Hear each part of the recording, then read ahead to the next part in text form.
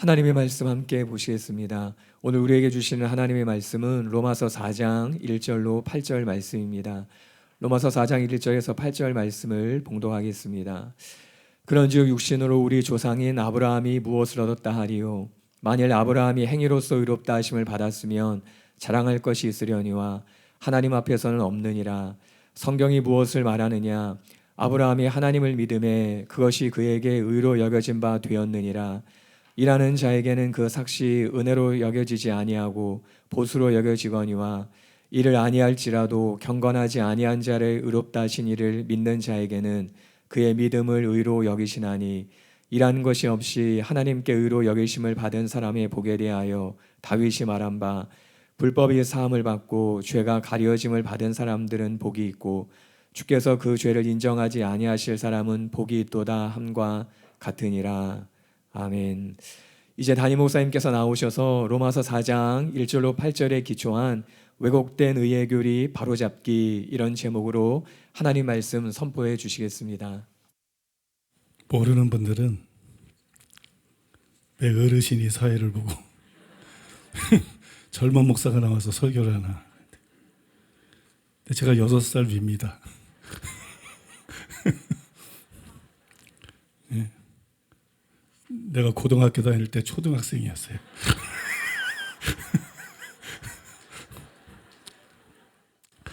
오늘은 여러분들한테 말씀을 전하기 전에 한 가지 광고부터 드리고 말씀을 전하기 원하는데요.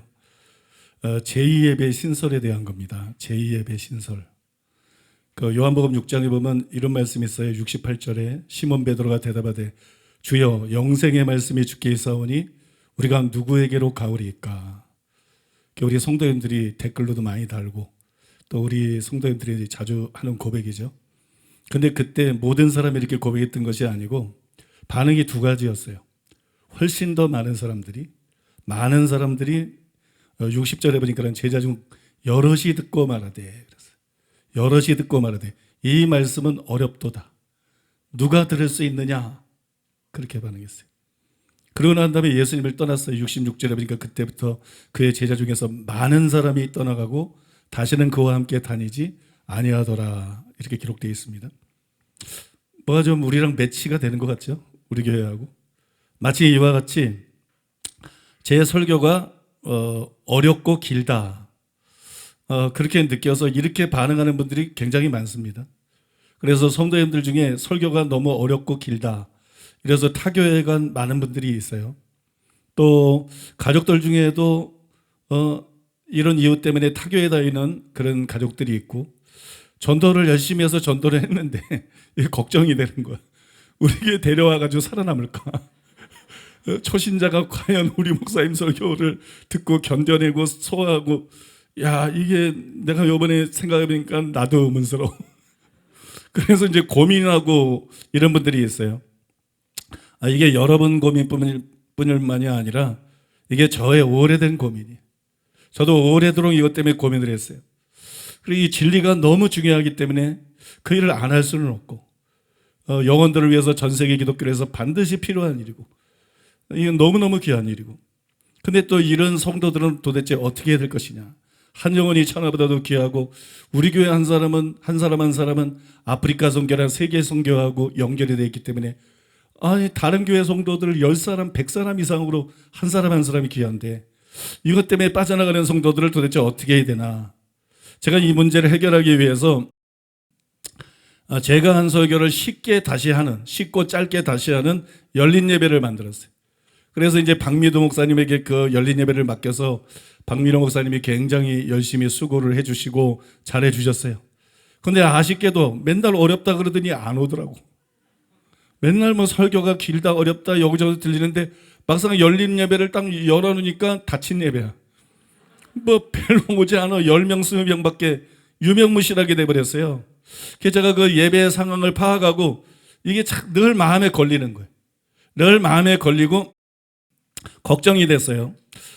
그러다가 제가 최근에 하나님께서 깨닫게 해주신 엄청난 진리 때문에 이 진리의 선명성이나 이 진리의 중요성이나 깊이나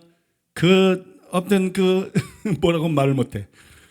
이게 정말 그 진리를 생각하면 너무 마음이 이 고무가 되고 흥분이 되고 감격이 돼가지고 카페에 제가 글을 하나 올렸어요. 필독 사랑하는 성도 여러분, 절대 이 교회를 떠나지 말고 앞으로 제가 하는 설교 중에 한 편도 놓치지 마십시오. 이런 글을 올렸어요. 참 제가 답답해서 이 글을 올렸어요. 그런데 그 글에 저와 동갑이시더라고요. 저하고 동갑인데 아브라함 63182 아브라함 63182님이 이런 가슴 아픈 댓글을 달았어요. 저도 사랑하는 교회에 온 지 14년이 되어갑니다. 그동안 부지런히 말씀을 쫓아왔습니다. 계속 패러다임의 변화를 경험하여 진리를 추구해 나가시는 목사님의 열정과 가르침에 도전받아 힘을 받습니다. 최근에는 산상수훈 설교도 복습을 하면서 되새김질할 수 있어서 너무 좋았고, 또한 계시록 설교도 많이 복습하면서 계시록 전체 구조가 보이고 더 생생해졌으며 성령께서 내면적으로 내 영에 기록되게 해주셨습니다. 그런데 부끄러운 이야기지만 최근에 영과 혼에 대한 설교는 제가 좀 따라가기가 힘든 부분도 있었습니다. 그래서 스스로 힘을 내고자 다이아몬드 같은 진리로 복습하며 거의 다 들었는데, 언제 내가 7년 전에 저런 설교를 들었었나 하면서 이제서야 이해가 되는 부분이 많았습니다. 너무 많은 설교가 한꺼번에 부어져서 오히려 따라가기 버겁고 힘든 것도 사실입니다. 부지런히 복습하고 책을 읽어야 50% 정도 나의 것으로 만들 수 있지 않았나 싶습니다. 아무튼 저는 사랑하는 교회의 금 같은 진리를 들으면서 더 큰 책임감을 느끼려고 노력합니다. 그런데 저에게는 또한 아픔도 있습니다. 하나, 아내가 맞벌이하느라 지쳐서 그런지 말씀을 잘 따라오지 못하고 다른 쉬운 설교를 들으면서 견뎌나가는 것. 둘, 아들이 힘겹게 청년부 나가면서 말씀을 따라가지만 삶의 변화나 또 또래 모임에 어울리지 못하고 내적인 기쁨을 얻지 못하는 일. 셋, 딸은 쉬운 말씀을 좇아서 다른 교회를 기웃거리며 출석하지 않는 것. 넷, 80 넘은 노모를 가까운 다른 교회로 나가게 할 수밖에 없었던 일. 그래서 마음은 쓰리고 아프지만 내가 어디서 이런 설교를 들을 수 있을까? 다른 교회는 친교나 동아리 모임 등 다양한 문화 행사로 교회 활동은 많지만 결코 영적인 만족은 얻지 못할 텐데, 이런 생각을 하면서 이겨나가고 견뎌나갑니다. 이제 2월 말이면 명퇴를 하게 되는데 그때는 두증인 전도에 참여해서 열심히 복음을 전해보려고 합니다. 아무것도 하지 않고 받기만 하고 머리만 커져서는 안 되겠다는 생각 때문입니다. 두 자녀가 눈이 열려서 진리를 깨닫고 스스로의 구원이라도 이루어가기를 간절히 기도합니다. 80 넘은 노모도 복음 진리와 은혜를 깨닫고 구원 얻길 소망합니다. 목소리가 바뀌었죠? 그동안 우리 김남희 권사님 참 귀한 분이죠. 김남희 권사님하고 청년 한 사람이 이 나레이션을 계속 해왔는데 뭐 영성도 있으시고 목소리도 좋으시고 너무 잘하지만 이제 좀 더 이제 전문화될 필요가 있다. 못해서가 아니라 잘하시지만 이제 방송 설교도 나가고 그러기 때문에 이제는 좀 더 전문화해야 될 필요가 있다. 그런 때가 됐다. 그래서 이제 여러 사람을 좀 테스트를 했어요. 여러 사람을 테스트를 했는데 지금 오늘 나레이션한 자매님은 그 성우가 되기 위해서 지금 공부하고 있는 그런 자매님인데 이 자매님이 제일 잘하시더라고요. 그래서 오늘 제 첫 시간에 한번 넣어봤는데요. 뭐 잘하시는데 약간 당황을 하지만 그거는 뭐 다 적응될 거고, 잘하시는데 조금 더 빨리 읽으시면 좋겠어요. 왜냐면 예배 시간이 한정이 돼 있기 때문에 조금만 더 빠르게 읽으시면 아주 좋을 것 같아요. 이 댓글의 내용이에요. 제가 이 댓글을 읽고 너무 마음이 아프더라고요. 너무 마음이 아프고 고민이 됐어요. 그리고 이제 계속 고민하다가 지난주 제가 집에서 기도를 하고 있는데 갑자기 성령께서 기도 중에 대안을 주셨어요. 이 문제를 해결할 수 있는 대안이 떠오르게 해주셨는데 그걸 제가 한번 정리를 해보았습니다. 다음 주일부터 저의 설교를 소화해서 쉽게 설교했던 열린 예배를 폐지합니다. 그 대신 제2예배가 신설됩니다. 제2예배는 영감 있고 은혜로운 설교로 유명한 김동욱 목사님이, 이게 중요한 거예요. 김동욱 목사님이 울산에서, 서울에서 설교하는 거 아닙니다. 울산에서 저의 설교가 아닌 자신의 설교를, 저의 설교가 아니라 매주 자신의 설교를 시간도 40분 미만의 짧은 설교를 40분 지나지 않는 그런 분량의 설교를 할 것입니다. 그것을 서울처럼 전국으로 실시간 송출을 할 것입니다. 서울을 비롯해서 예배당 확보가 가능한 교회들은 오전 11시에 실시간으로, 오후 3시에는 녹화 영상을 보여드릴 것입니다. 그러니까 1부, 2부 다 드린다는 거예요. 이 예배도 드려지고 동시에 제2예배도 같은 시간에 1부 예배, 2부 예배를 드리고요. 또 예배당을 확보할 수 없는 작은 지교회들은, 예배실에 하나밖에 없는 작은 지교회들은 일부의 성도님들이 전부 모여서 예배를 드리고 2부 때 영상으로 제2예배를 드리게 할 것입니다. 일부 설교가 어려운 분들은 일부에 나오지 않고 2부 때 나와서 이 제2예배를 드리면 된다는 것입니다. 참고로 서울의 제2예배는 6층 존 웨슬리 홀에서 드립니다. 처음에는 여기서 모이다가 참석자들이 많아지면 더 넓은 장소로 옮길 것입니다. 이런 내용입니다. 또 저는 지금 하고 있는 칭의 설교나 다른 설교에서 이 설교가 다 어려운 건 아닌데 특히 어려운 부분이 있어요. 우리는 그냥 은혜 받으라고 하는 설교가 아니라 진리를 옳게 분별하는 것은 굉장히 이제 세밀한 신학적인 논쟁이 필요하기 때문에 이제 어려운 시간들이 있어요. 특별히 어려운 시간들이 몇 시간 있는데 그런 시간마다 미리 공지를 할 거예요. 그러니까 다음 시간이 어렵다. 그러면 이번 주 내가 설교를 하면서 다음 시간 내용은 굉장히 신학적인 내용이고 어렵습니다. 그래서 듣기 어려운 분들은 다음 시간에는, 다음 주에는 제2예배를 참석하시기 바랍니다. 매주 말고 매주 말고 다음 주에는 또는 그 다음 주에는 제2예배를 참석하시기 바랍니다. 이렇게 안내를 해드릴 거예요. 제가 멘트를 해드리면, 그래서 이제 그런 주간들은 그렇게 어려워하는 분들은 그렇게 참석하시면 되고요. 언제부터 제2예배를 드리느냐? 우리는 굉장히 빠르죠. 다음 주부터 제2예배를 드립니다. 다음 주부터 제2예배를 드리고, 저는 새롭게 시작하는 이 제2예배가 저의 설교가 길고 어려워서 힘들어하는 성도인들에게는 돌파구, 어떤 출구가 될 것이라고 믿습니다. 그분들을 위한 출구가 될 것이라고 믿습니다. 그래서 이제 설교가 어려워서 다른 교회에 다니는 가족들 다 데리고 가야 돼. 이유가 없어. 핑계가 없기 때문에. 설교가 어려워서 다른 교회에 다니는 가족이나 자녀나 가족들을 이제는 다 데리고 오셔야 돼요. 다음 주부터. 믿습니까? 믿어주세요. 그러면 여러분 또 해야 될 일이 뭐냐. 앞으로는 마음 편하게 전도하고, 전도했지만 설교가 어려워서 염려가 돼가지고 데려오지 못했던 분들도 다 데리고 오시기 바랍니다. 다 데리고 오셔서 2부 예배를 참석하시게 하면 돼요. 2부 예배에 참석하면서 충분히 믿음이 자라고, 뭐 예수님 재림할 때까지 2부 예배만 참석해도 돼.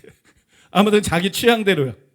1부 예배 설교를 통해서 말씀을 깊이 듣고 배우고 신앙생활을 하기 원하는 분은 1부 예배에 나오면 되고, 그 이제 2부 예배 참석해서 또 쉽고 좀 짧은 말씀을 드리면서 또 그렇게 신앙생활하고 싶은 분들은 2부 예배 참석하시면 되고, 이렇게 1부, 2부를 통해서 여러분을 하나도 안 놓치려고 그래요.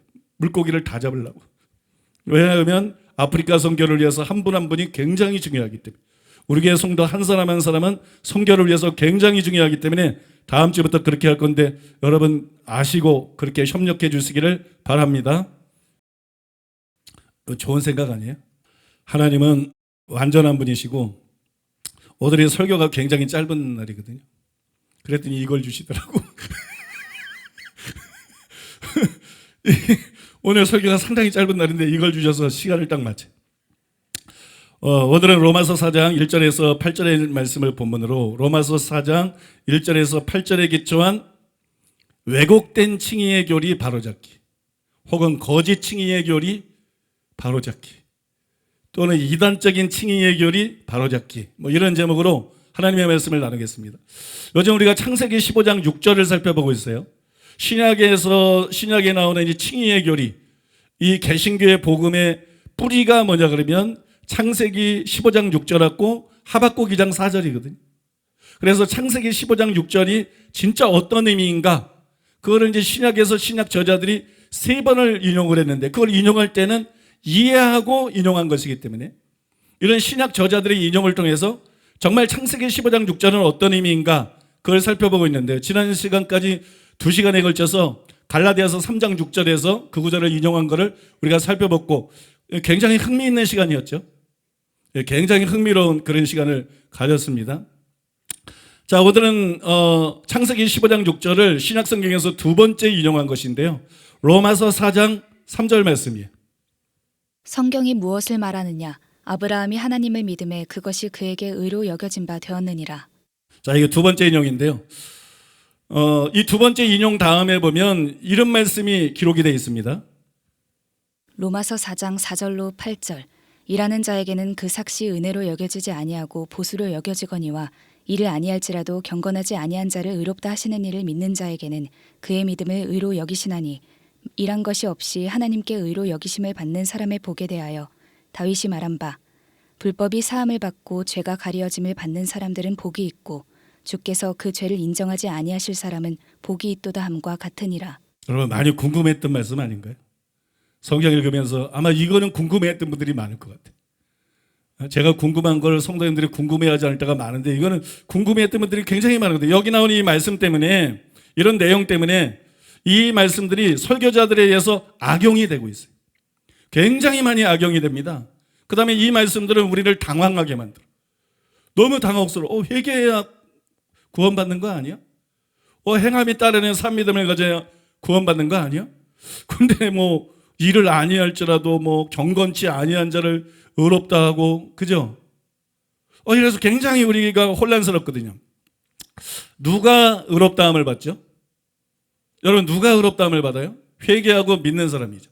근데 참된 회개는 자백만 하는 게 아니에요. 자백에서 죄에서 돌아서는 거죠. 또 참된 믿음은 예수님을 구주로만 믿는 게 아니에요. 예수님이 인군과 구주로 믿고 그래서 순종하기로 결단하는 것까지를 포함합니다. 그래서 우리가 처음부터 계속 외쳐왔어요. 참회개를 해야 된다.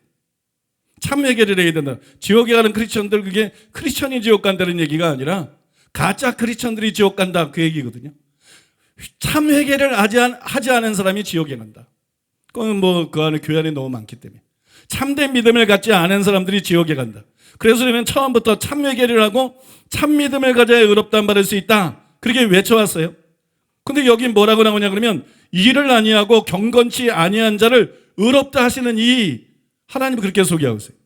일한 것이 없이 하나님께 의로 여기심을 받는 사람의 복, 이렇게 말했어요. 일을 안 한다, 일한 것이 없다, 이런 표현이 나오는데 일을 안 한다, 일한 것이 없다, 이건 경건치 않다는 거예요. 하나님 말씀에 순종하지 않는다는 거예요. 하나님 말씀대로 살지 않은 걸 그렇게 말하는 것이에요. 하나님께서는 경건치 않은 죄인을 의롭다고 하시고 그게 여러분 성경이 말씀하고 있는 의롭다함이라는 거예요. 그래서 이 말씀 때문에 십자가 공로만 믿으면 회개로 죄를 끊거나 예수님을 주님으로 모셔드리지 않아도 의롭다함 받을 수가 있다. 구원하는 데 필요한 것은 단지 십자가의 보혈 공로를 믿는 것뿐이다. 예수님의 공로를 믿는 것뿐이다. 이런 생각이 개신교 안에 파다하게 퍼져버린 것이. 바꿔 말해서 믿기만 하면 사람의 상태와 전혀 무관하게, 그 사람 불경건해도 상관없어, 일 안 해도 상관없어, 말씀대로 못 살아도 상관없어, 죄인이라도 상관없어. 예수님의 십자가 보혈을 믿기만 하면 그 사람의 상태와 전혀 무관하게 누구든지 의롭다함 받을 수 있다. 이게 칭의의 교리다. 그러니까 예수 믿고 구원 받아야 된다. 이런 생각이 개신교에 아주 널리 퍼져 있어요. 뭐 교단들마다, 신학교마다, 책마다, 교회들마다 이게 널리 퍼져 있어요. 실제로 오늘날 교회 안에 이렇게 믿고 있는 분들이 굉장히 많죠. 그들은 우리가 믿기만 하면 불경건하고 죄인이고 악한 상태 그대로에서도 믿음을 의로 여기시기 때문에, 우리가 의롭지 않지만 믿음을 의로 여긴다, 창세기 15장 1절에 나와 있잖아요. 믿음을 의로 여기시기 때문에 의롭다함을 받는다, 이렇게 생각해. 즉 칭의에 예수님의 십자가 보혈 공로를 의지하는 믿음만 요구되고 회개나 예수님을 주님으로 모셔드리는 것까지 포함해서 어떤 형태의 행위도 요구되지 않는다. 하나님의 이 구원은 전적으로 은혜로 받는 것이다. 그러니까 어떤 형태의 행위도 요구되지 않는다, 그렇게 생각합니다. 여러분 설교자들 중에도 이 구절을 근거로 그렇게 주장하는 사람들이 굉장히 많아요. 또 여러분 불행하게도 신학자들도 예외가 아니에요. 유명한 존 스토트와 제가 자주 인용한 더글라스 무를 비롯해서 실력 있는 많은 학자들이 이런 착각에 빠져 있습니다. 그래서 우리는 그들이 쓴 주석이나 강해의 집에서 기이한 모순을 발견할 수가 있습니다. 이들의 주장이 맞는 거면 모순이 없는데 이들의 주장이 비성경적이기 때문에 존 스토트의 책들에, 더글라스 무의 책, 많은 신학자와 목회자들 책에서 우리 여러분의 심각한 모순을 발견할 수가 있어요. 여러분, 똑같은 사람인데 그들이 회개를 다룰 때는 회개의 절대적인 필요성을 성경 그대로 인정해요. 그리고 회개해야 구원받는다 그래요. 성경의 명백이 나오니까 부인할 수가 없어서 똑같이 그렇게 말해요. 또 믿음을 다룰 때도 우리처럼 똑같이 믿음이 예수님을 주와 구주로 모셔드리는 것이고, 예수님을 주와 구주로 모셔드리는 것이고, 행함을 산출하는다는 것을 인정하고, 행함이 따르지 않는 믿음은 거짓 믿음이고, 그런 믿음으로는 구원받을 수 없다고 우리하고 똑같이 말하고 가르쳐요. 그런데 이 똑같은 사람이, 똑같은 존 스토트가, 똑같은 설교자가 칭의를 설명할 때가 되면 갑자기 다른 사람이 돼버려요. 칭의를 설명할 때는 갑자기 돌변해버려요. 마치 다른 사람이 된 것처럼 죄를 떠나는 회개나 예수님을 주님으로 모셔드리고 진정으로 순종하는 의지가 없어도 이런 것들과 전혀 무관하게 단지 예수님의 십자가 보혈 공로만 믿으면 의롭다함을 받는다. 이게 루터의 허점입니다. 이게 루터의 오류입니다. 이게 존 스토트가 가지고 있는 오류입니다. 이게 수많은 목사들과 신학자들의 책에 나타나는 오류예요. 그렇게 가르쳐요. 그리고 그것이 바로 바울이 로마서 4장에서 선포한 칭의 교리의 굉장히 중요한 부분이라는 거예요. 그래서 그걸 훼손하면 안 된다는 거예요. 그래서 회개를 강조하니까 한국교회가 나보고 이단이라고 그래서, 행함 믿으면 산 믿음을 강조하니까 이단이라고 그래서, 이런 말도 안 되는 이런 어떤 기현상이 일어나는 거예요. 그러나 이것은 상식적으로 말이 안 되는 주장이에요. 성경은 많은 곳에서 회개의 절대적인 필요성에 대해서 말합니다. 또 예수님을 주님으로 모셔드리고 순종해야 될 절대적인 필요성을 말하고, 이걸 구원과 직접적으로 연관시키고 있어요. 회개해야 구원받는다, 회개하지 않으면 멸망받는다, 예수님을 주님으로 모셔드리고 순종해야 그런 사람이 천국 간다, 그렇지 않으면 멸망받는다, 여러 군데서 강조하고 있어요.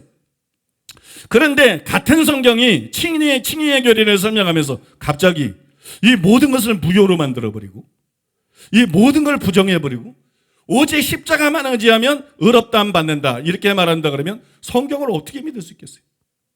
성경이 성경을 부정하고 둘 중에 하나는 거짓말이라는 건데, 그죠?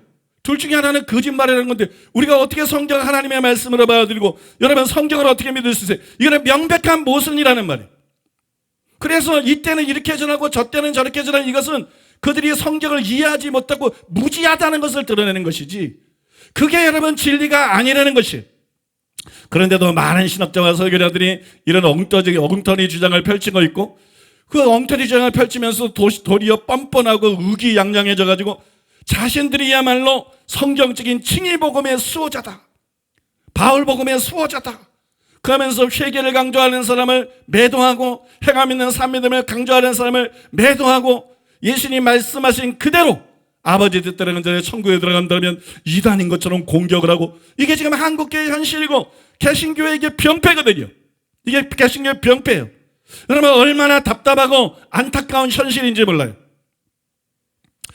이것은 여러분 심각한 신학적인 오류입니다. 이거는 심각한 신학적인 오류고, 이거는 명백한 이단성입니다. 그들이 무지해서 그 말을 하는 걸 꼭 이단이라고 말할 수 없지만 그들의 그 발언 자체는 이단 사설이에요. 바울이 전한 복음과 거스리는 다른 복음이고 그것 자체는 분명히 이단 사설입니다. 때문에 여러분, 조나단 에드워드는 그들에 대해서 이렇게 말을 했어요. 이런 종류의 사람들이 있다. 선행을 마구 비난하고, 행함을 말하는 거예요. 선행을 마구 비난하고 선행에 모순되는 신앙은 굳고 칭찬하고, 율법적인 사람들과는 반대되는 복음적인 사람들로 자기 자신들을 지켜 세우는 사람들이 있다.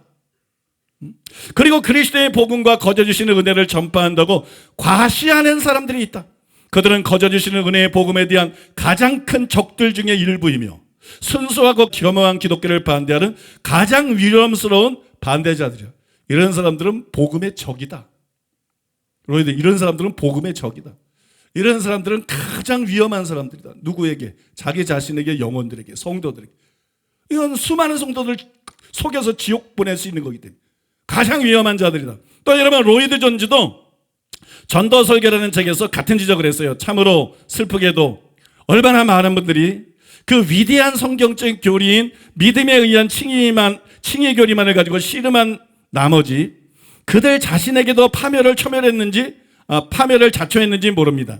얼마나 많은 분들이 어리석게도 우리가 할 일 전부란 그저 특정한 일들을 믿노라고 말하는 것뿐이며 십자가 보혈공로를 믿는다 이런 거죠. 그런 것뿐이며 게다가 그렇게 하면 우리가 자동적 필연적으로 인력 천국에 가도록 되어 있는 것처럼 생각해 왔고 상상해 왔는지 모릅니다. 참으로 교묘한 과오입니다. 왜 교묘한 과오냐? 굉장히 성경적이고 굉장히 복음적인 것처럼 여러분 설교자들이 신학자들이 교회들이 신학교들이 자기를 꾸미지만 여러분 이것은 성경적인 것도 아니고 복음적인 것도 아니고 이것은 성경을 왜곡한 것이고 복음의 적이 되는 것이기 때문에 참된 복음을 왜곡시키고 파괴하는 것이기 때문에 이게 여러분 참으로 교묘한 과거라는 것이에요. 그런데 여러분 이것이 단지 신학자와 목회자들만의 문제가 아닙니다. 여러분 성도인들 중에도 이게 맹인이에요.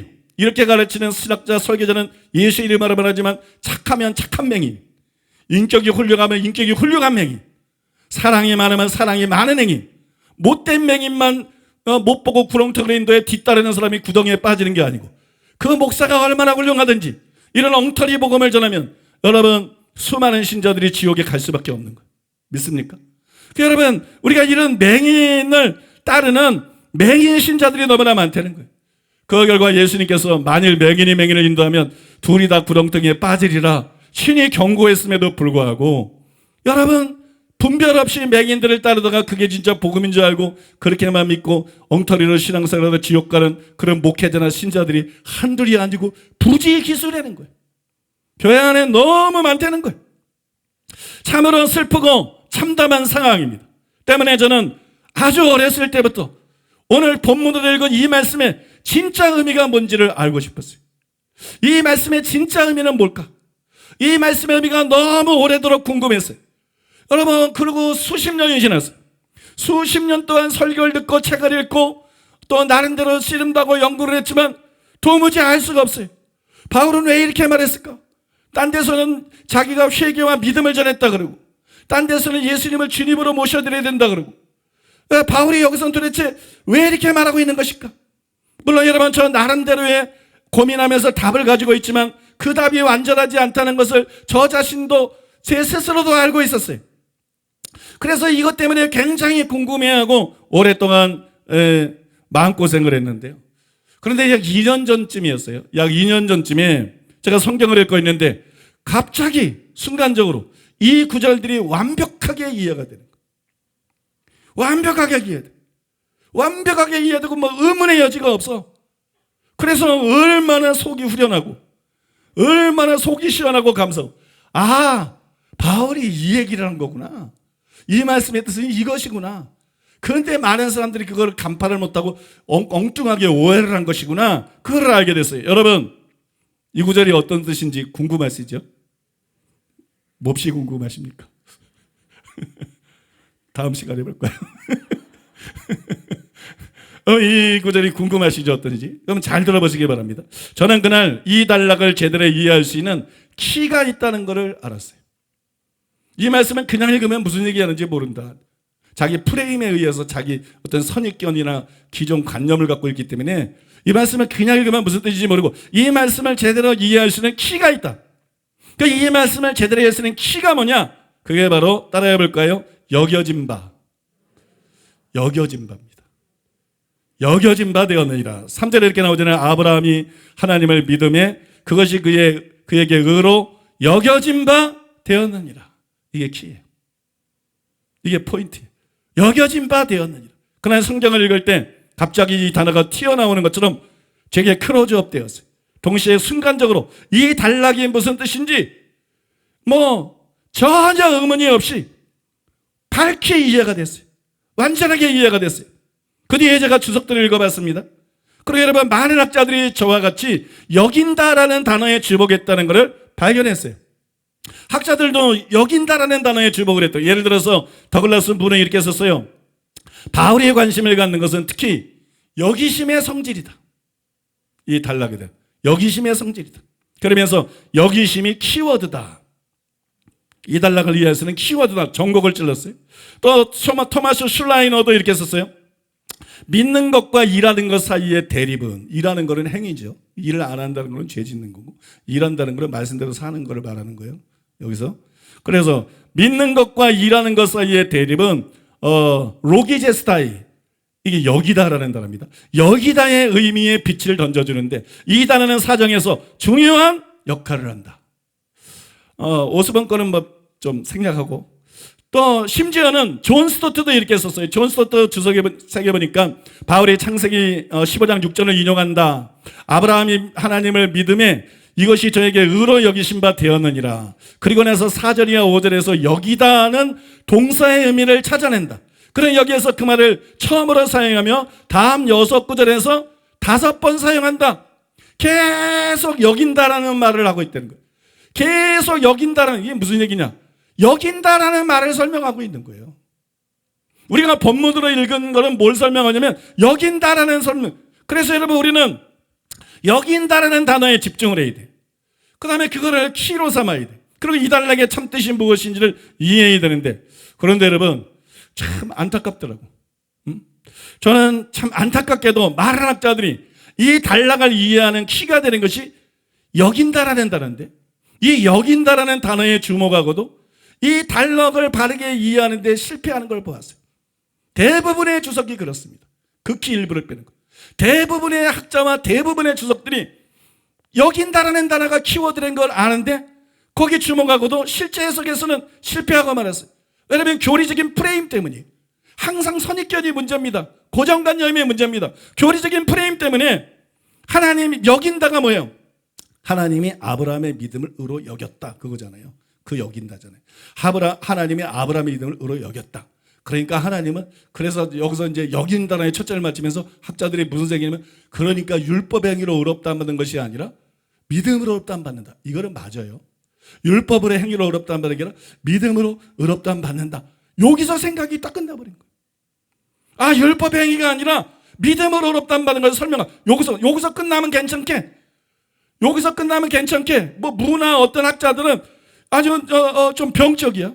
병적으로 이제는 뭐 율법의 행위라 믿음으로 의롭다 안 받는다. 이걸 말할 뿐만 아니라 율법의 행위뿐만 아니라 이제 행함까지도, 믿음에 따르는 행함까지도 병적으로 폄하하거나 병적으로 이거를 공격해요. 그래서 믿음과 율법 행위가 단순히 율법 행위와 믿음이 상반되는 게 아니고 모든 행위와 믿음이 상반되는 것이다. 문은 그쪽으로 나갑니다. 이건 정말 3,000포가 아니라 9,000포로 빠진 겁니다. 이거는 완전히 자기 생각을 가지고 성경을 갖다가 완전히 새로 쓰는 것이고 뒤트는 것입니다. 그러니까 사람들이 이게 얼마나 위험한 사상인지를 몰라. 너무 이상한 쪽으로 그렇게 갚버리고 그런 거를 우리가 주석에서 볼 수가 있는데요. 그러면서 그들이 뭘 못 보냐 그러면 아브라함의 믿음을 하나님이 의로 여기셨다. 이거는 그러니까 믿음으로 의롭다 안 받는다는 거예요. 바울이 말한 대로 율법 행위로 의롭다 안 받는 게 아니라 믿음으로 의롭다 받는다. 여러분 지금 이제 학자들이나 설교자들이 다 말하는 이게 맞아요. 근데 여기서 멈추면 안 돼요. 이 여긴다라는 단어는 그 이상을 보여주고 있는 것이기 때문에. 그럼 그 이상을 보여주는 게 뭡니까? 하나님은 우리가 죄인이에요. 우리가 회개했어도 여전히 죄가 많아요. 습관적인 죄를 안 짓는 거지. 우리가 믿었어도 여전히, 거듭났어도 여전히 죄가 많아요. 습관적인 죄를 안 짓는 거지. 그죠? 우리가 거듭났어도 여전히 많은 죄들을 짓죠. 우리는 죄가 많고 우리는 여전히 죄인이에요. 그런데 우리의 행동을 보는 게 아니라 우리를 의롭다 하실 때 우리의 믿음을 보시면 되는 거예요. 그 믿음을 보시고 믿음을 의로 여기시고 그 결과가 칭이 되는 거예요. 그래서 우리가 의롭다함을 받는다는 거예요. 그러니까 여기서 지금 뭘 보여주는 거냐? 이 단락은 지금 뭘 보여주는 거냐? 우리가 어떻게 하면 칭의를 받을 수 있나? 단지 이걸 보여주는 게 아니야. 율법 행위가 아니라 우리는 믿음으로 칭의를 받는 거야. 믿음으로 의롭다함 받는 거야. 단순히 그걸 보여주는 게 아니고 여기서 진짜 바울이 설명하려는 건 뭐냐? 여기다라는 단어를 통해서 칭의란 무엇인가? 그걸 설명하고자 하는 거예요. 우린 다 죄인이잖아. 의인 없나니 하나도 없잖아. 응? 그리스도의 완전히 있다 해도 그거는 다 믿고 난 이후 얘기지. 의인은 없나니 하나도 없잖아. 우린 회개해도 여전히 죄를 짓잖아. 습관적인 죄가 없이 여전히 죄를 짓잖아. 우발적인 죄를 짓잖아. 참된 믿음에 가르쳐도 우리는 여전히 죄를 짓잖아. 몸의 구속을 받지 않았잖아. 바울도 자기 몸과 싸워서 자기 마음을 쳐서 복종시켰잖아요. 근데 어떻게 하나님 앞에서 우리가 의롭다함을 받을 수 있지? 불꽃 같은 눈을 가진 하나님이 어떻게 하나님은 우리를 의로워 보시지? 그거는 여러분 예수님의 십자가 보혈 공로 때문에, 예수님이 우리의 모든 일을 짊어지고 가셨기 때문에. 믿습니까? 그 피를 믿고 예수님을 인국과 구주로 모셔드리고 자기 죄를 회개하고 그 말씀대로 살고자 하는 바른 믿음을 가진 사람의 그 믿음을 의로 여기신다. 칭의가 뭐냐? 칭의는 바로 그것이다. 칭의는 우리가 완전히 의로워서 의롭다고 여기는 게 아니고, 여러분 우리가 예수님을 믿는 그 참된 믿음을 보고 십자가를 의지하는, 또 주님으로 모셔드리고 그 말씀대로 살고자 하는 참된 믿음을 보시고 그 믿음을 의로 여겨주는 것이다. 우리가 의롭지 않은데 의로 여겨주는 것이다. 여러분 지금 제가 설명하고 전에 개념이 뭔지 파악되십니까? 의롭지 않은데 믿음 때문에 의롭다고 여겨주는 것이다. 칭의는 뭐냐? 칭의의 개념이 뭐냐? 여러분 바로 그거라는 거예요. 그거를 여기서 설명하고 있다는 거예요. 그거를 설명하기 때문에 이를 아니할지라도 의롭다함 받는 거죠. 그거를 그게 칭의니까. 그거를 설명하기 때문에 경건치 아니할지라도, 죄가 있다고 할지라도 의롭다함 받는다는 얘기지, 회개가 필요 없다 그 얘기를 하고 있는 게 아니라는 거예요. 믿음에 따른 행함이 필요 없다 그 얘기를 하고 있는 것이 아니라는 거예요. 여러분 중에 얼마나 많이 이걸 이해하시는지 모르겠는데 잘 들으세요. 여러분 종교개혁 이후에 교회 안에서 많은 이들이 칭의 하잖아요. 의롭다함, 칭의. 근데 칭의가 무엇이에요? 칭의란 무엇일까요? 저는 여러분 창세기 15년 6절에 대한 세 가지 의문을 지난 2시간에 다룰 때, 하나님이 아브라함의 믿음을 의로 여겨주셨다는 것을 통해서 이미 그것을 여러분에게 어느 정도 설명을 해드렸습니다. 하나님이 아브라함의 믿음을 의로 여기셨다. 이 표현 자체가 분명히 보여주듯이 칭의는 뭐냐? 하나님께서 우리의 믿음을 의로 여겨주시는 것이. 내 삶이나 행동이 전체가 의로워서 의로 여겨주는 게 칭의가 아니고, 하나님께서 나의 믿음을 의로 여겨주시는 것이, 그 결과 우리가 의롭다함을 받는 것입니다. 여러분 이것이 칭의예요. 좀 더 자세히 설명하면, 여러분 칭의를 믿음의 초점에 맞춰야, 이 칭의를 믿음의 초점을 맞춰서 설명할 수 있어요. 칭의를 믿음의 초점을 맞춰서 설명할 수 있어요. 그 경우에 칭의는 뭐냐? 칭의는 믿음은 의가 아니지만 믿음을 의로 여겨주는 거예요. 그게 칭의예요. 아브라함의 믿음을 의로 여기셨다. 믿습니까? 믿음은 의가 아니지만 믿음을 의로 여겨주고, 이게 칭의입니다. 이거는 칭의를 믿음의 초점을 맞춰서 설명한 것이고, 또 칭의를 사람의 초점을 맞춰서 설명할 수 있어요. 우리들에게 초점을 설명할. 그러면 칭의가 뭐냐? 칭의는 우리가 의롭지 않지만 믿는 우리를 의롭다고 인정해 주시는 것입니다. 우리가 의롭지 않지만 믿는 우리를 의롭다고 여겨주시는 것, 그것이 여러분 바로 칭의입니다. 그것이 바로 여러분 칭의예요.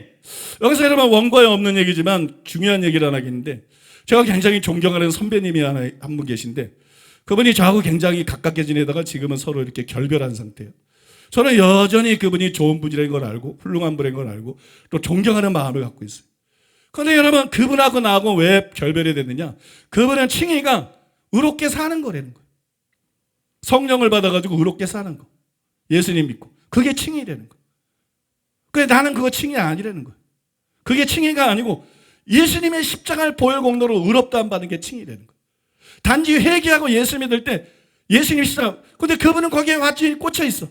그 다음에 그거를 믿을 뿐만 아니라, 나는 그 굉장히 심각한 차이고 그거는 분명히 이단성이 있는 발언입니다. 그러나 여러분 너무나 훌륭한 분이고 그분이 이단이라는 아니라는 것도 알기 때문에 그런 차이를 넘어서서 좋게 지내려고 그랬는데, 그분은 그걸 나에게 강요하기를 원해. 그리고 그거를 계속 문제 삼아. 그 이제 받아들이지 않으니까 결국 나에게 결별 통지를 했어요. 그래서 여러분 결별이 된 것인데, 그 이론은 대단히 잘못된 것입니다. 왜 잘못돼? 칭의가 뭔지를 근본적으로 이해하지 못한 거예요. 칭의는요 의가 아니에요. 칭의는요 순종이 아니에요. 창세기 15장 6절에 나와 있는 것처럼 아브라함의 믿음을 의로 여겨주신 것이에요.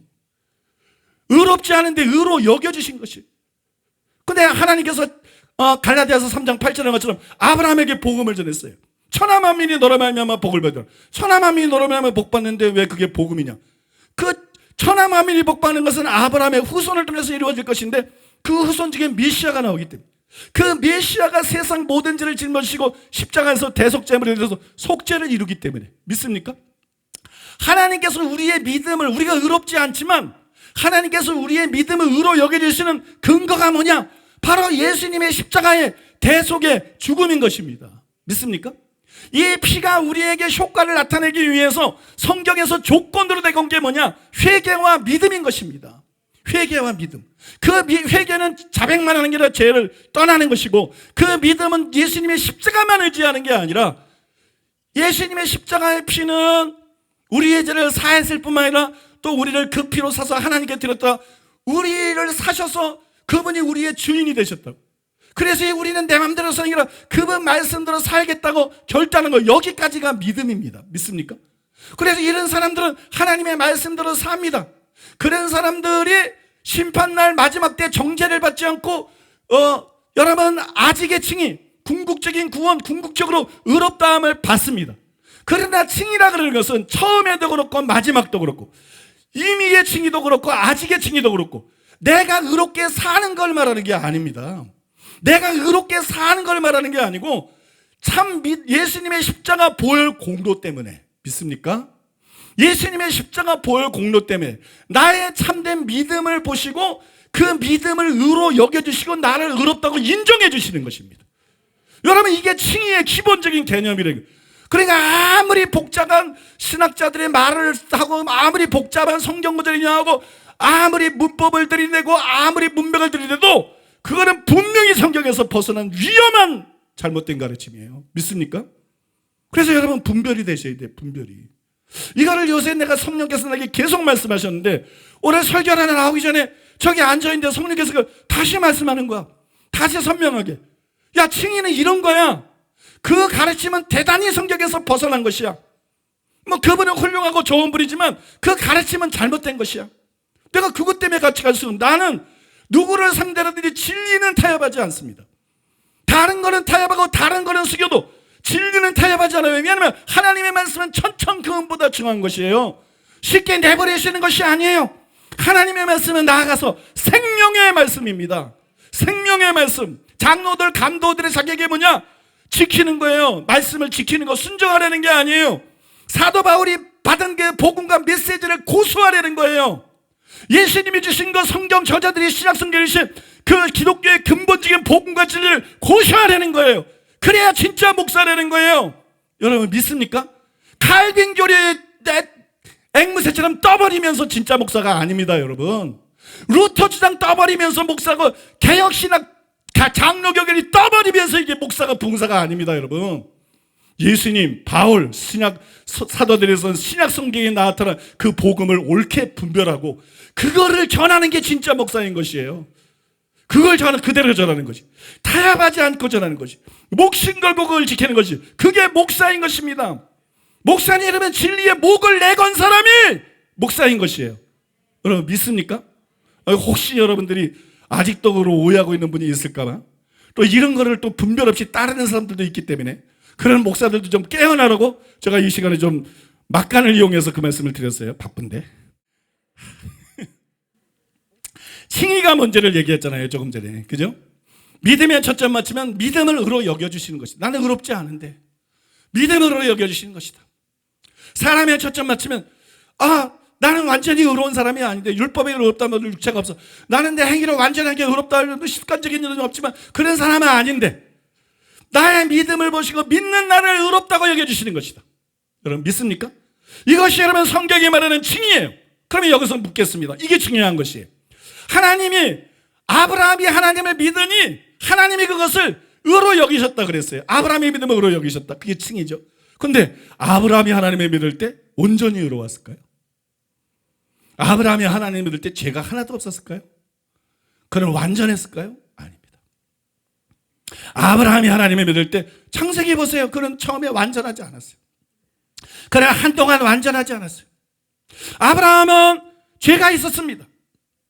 아브라함은 결함이 있었습니다. 실수했습니다. 거짓말도 했습니다. 때때로는 불신도 했습니다. 그런데 그런 아브라함을 하나님이 의롭다고 하셨어요. 그의 믿음을 의로 여겨주셨어요. 그 결과 아브라함은 믿음으로 의롭다함을 받았어요. 이것이 칭의입니다. 믿습니까? 이것이 칭의예요. 즉 칭의는 우리가 의롭지 않지만 예수님의 십자가 보혈 공로 때문에 우리의 믿음을 보시고 의롭다고 여겨 주시는 것입니다. 여러분 그러므로 잘 들어보시기 바랍니다. 바울은 이 단락에서 칭의의 조건이나 수단에 대해서 설명하고 있는 것이 아니에요. 다만 혹은 주로 칭의가 무엇인지 칭의의 개념을 설명하고 있는 것입니다. 칭의는 뭐냐? 회개했든 회개 안 했든 믿었든 안 믿었든 회개한 사람까지도 믿는 사람까지도 죄인이다.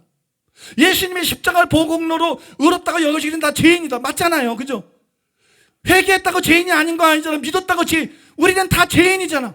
그런데 예수님의 십자가 보혈공로를 믿고 또 그 말씀대로 살고자 하는 분명한 의지를 가진 주님으로 모신 그 믿음을 의로 여겨주신다.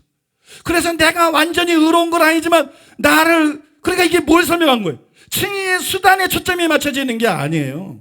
율법행위 아니라 믿음으로 받는 거, 그거 당연하지. 단지 여기에 초점 맞춰져 있는 게 아니에요. 그런데 신학자들이 거기서 자꾸 멈춘다는 거예요. 프레임 때문에. 오직 믿음, 종교개혁의 프레임 때문에.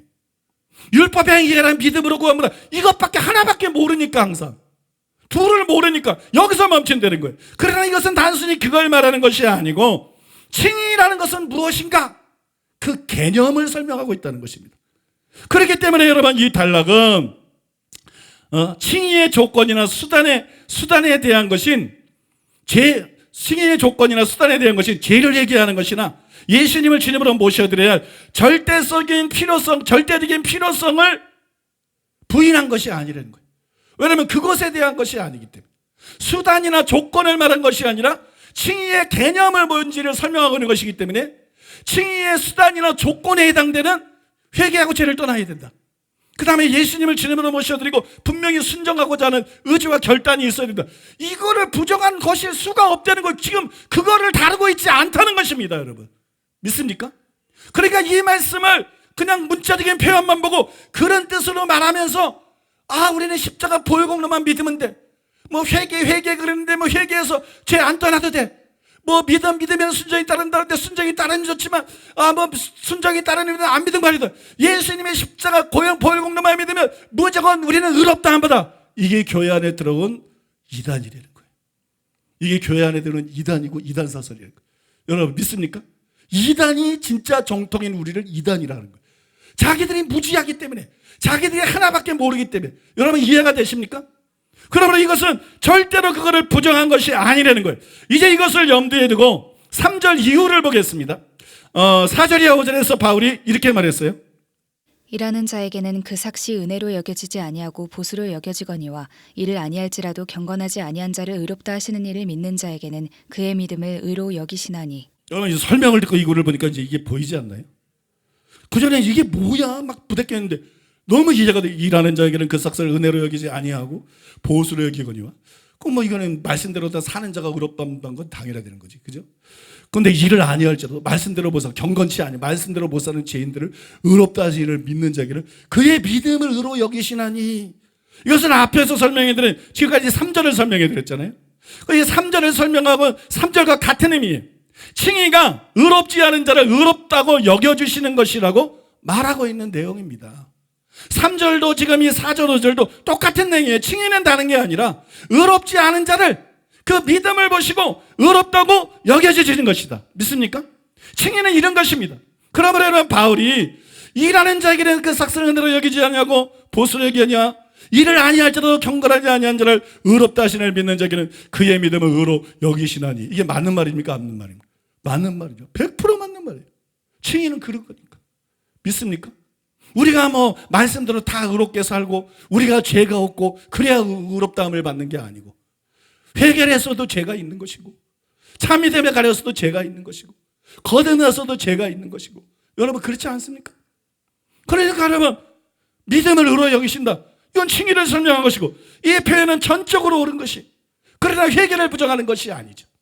그러나 예수님을 주님으로 영접하고 순종하고자 하는 의지를 갖는 게 필요한 걸 부정하는 것이 절대로 아니죠. 여러분 바울은 이 구절들 뿐만이 아니라 이 단락, 우리가 본문으로 읽은 1절이야 8절 이 단락 전체에서 바로 그것을 설명한 것이, 다른 걸 설명한 것이 아니라 바로 그것을 설명한 거예요. 실제로 바울은 3절에서 처음으로 의로 여겨진 바 되었느니라 이렇게 말하고 난 다음에 5절에서도 믿음을 의로 여기시나니, 9절에서도 믿음이 의로 여겨졌다. 그 다음에 11절에서도 그들도 의로 여기심을 얻게 하려 하심이라 라고 여긴다라는 단어를 계속 반복합니다. 왜? 여겨주는 게 칭이니까. 나는 의롭지 않은데 의롭다고 여겨주는 게 칭이니까. 이해되세요, 여러분? 여겨주는 게 칭이니까. 그래서 여러분, 여긴다라는 단어를 계속 말하고 있어요. 이 단어의 강조점은 바로 여긴다는 것입니다. 때문에 일을 아니할지라도 경건치 아니한 자를 의롭다 하신 이라는 표현은 회개하지 않거나 예수님을 구주로 믿고 임금으로 모셔드리지 않아도 십자가 공로만 믿으면 의롭다 받는다. 이 루터식의 얘기가 아닙니다. 믿습니까?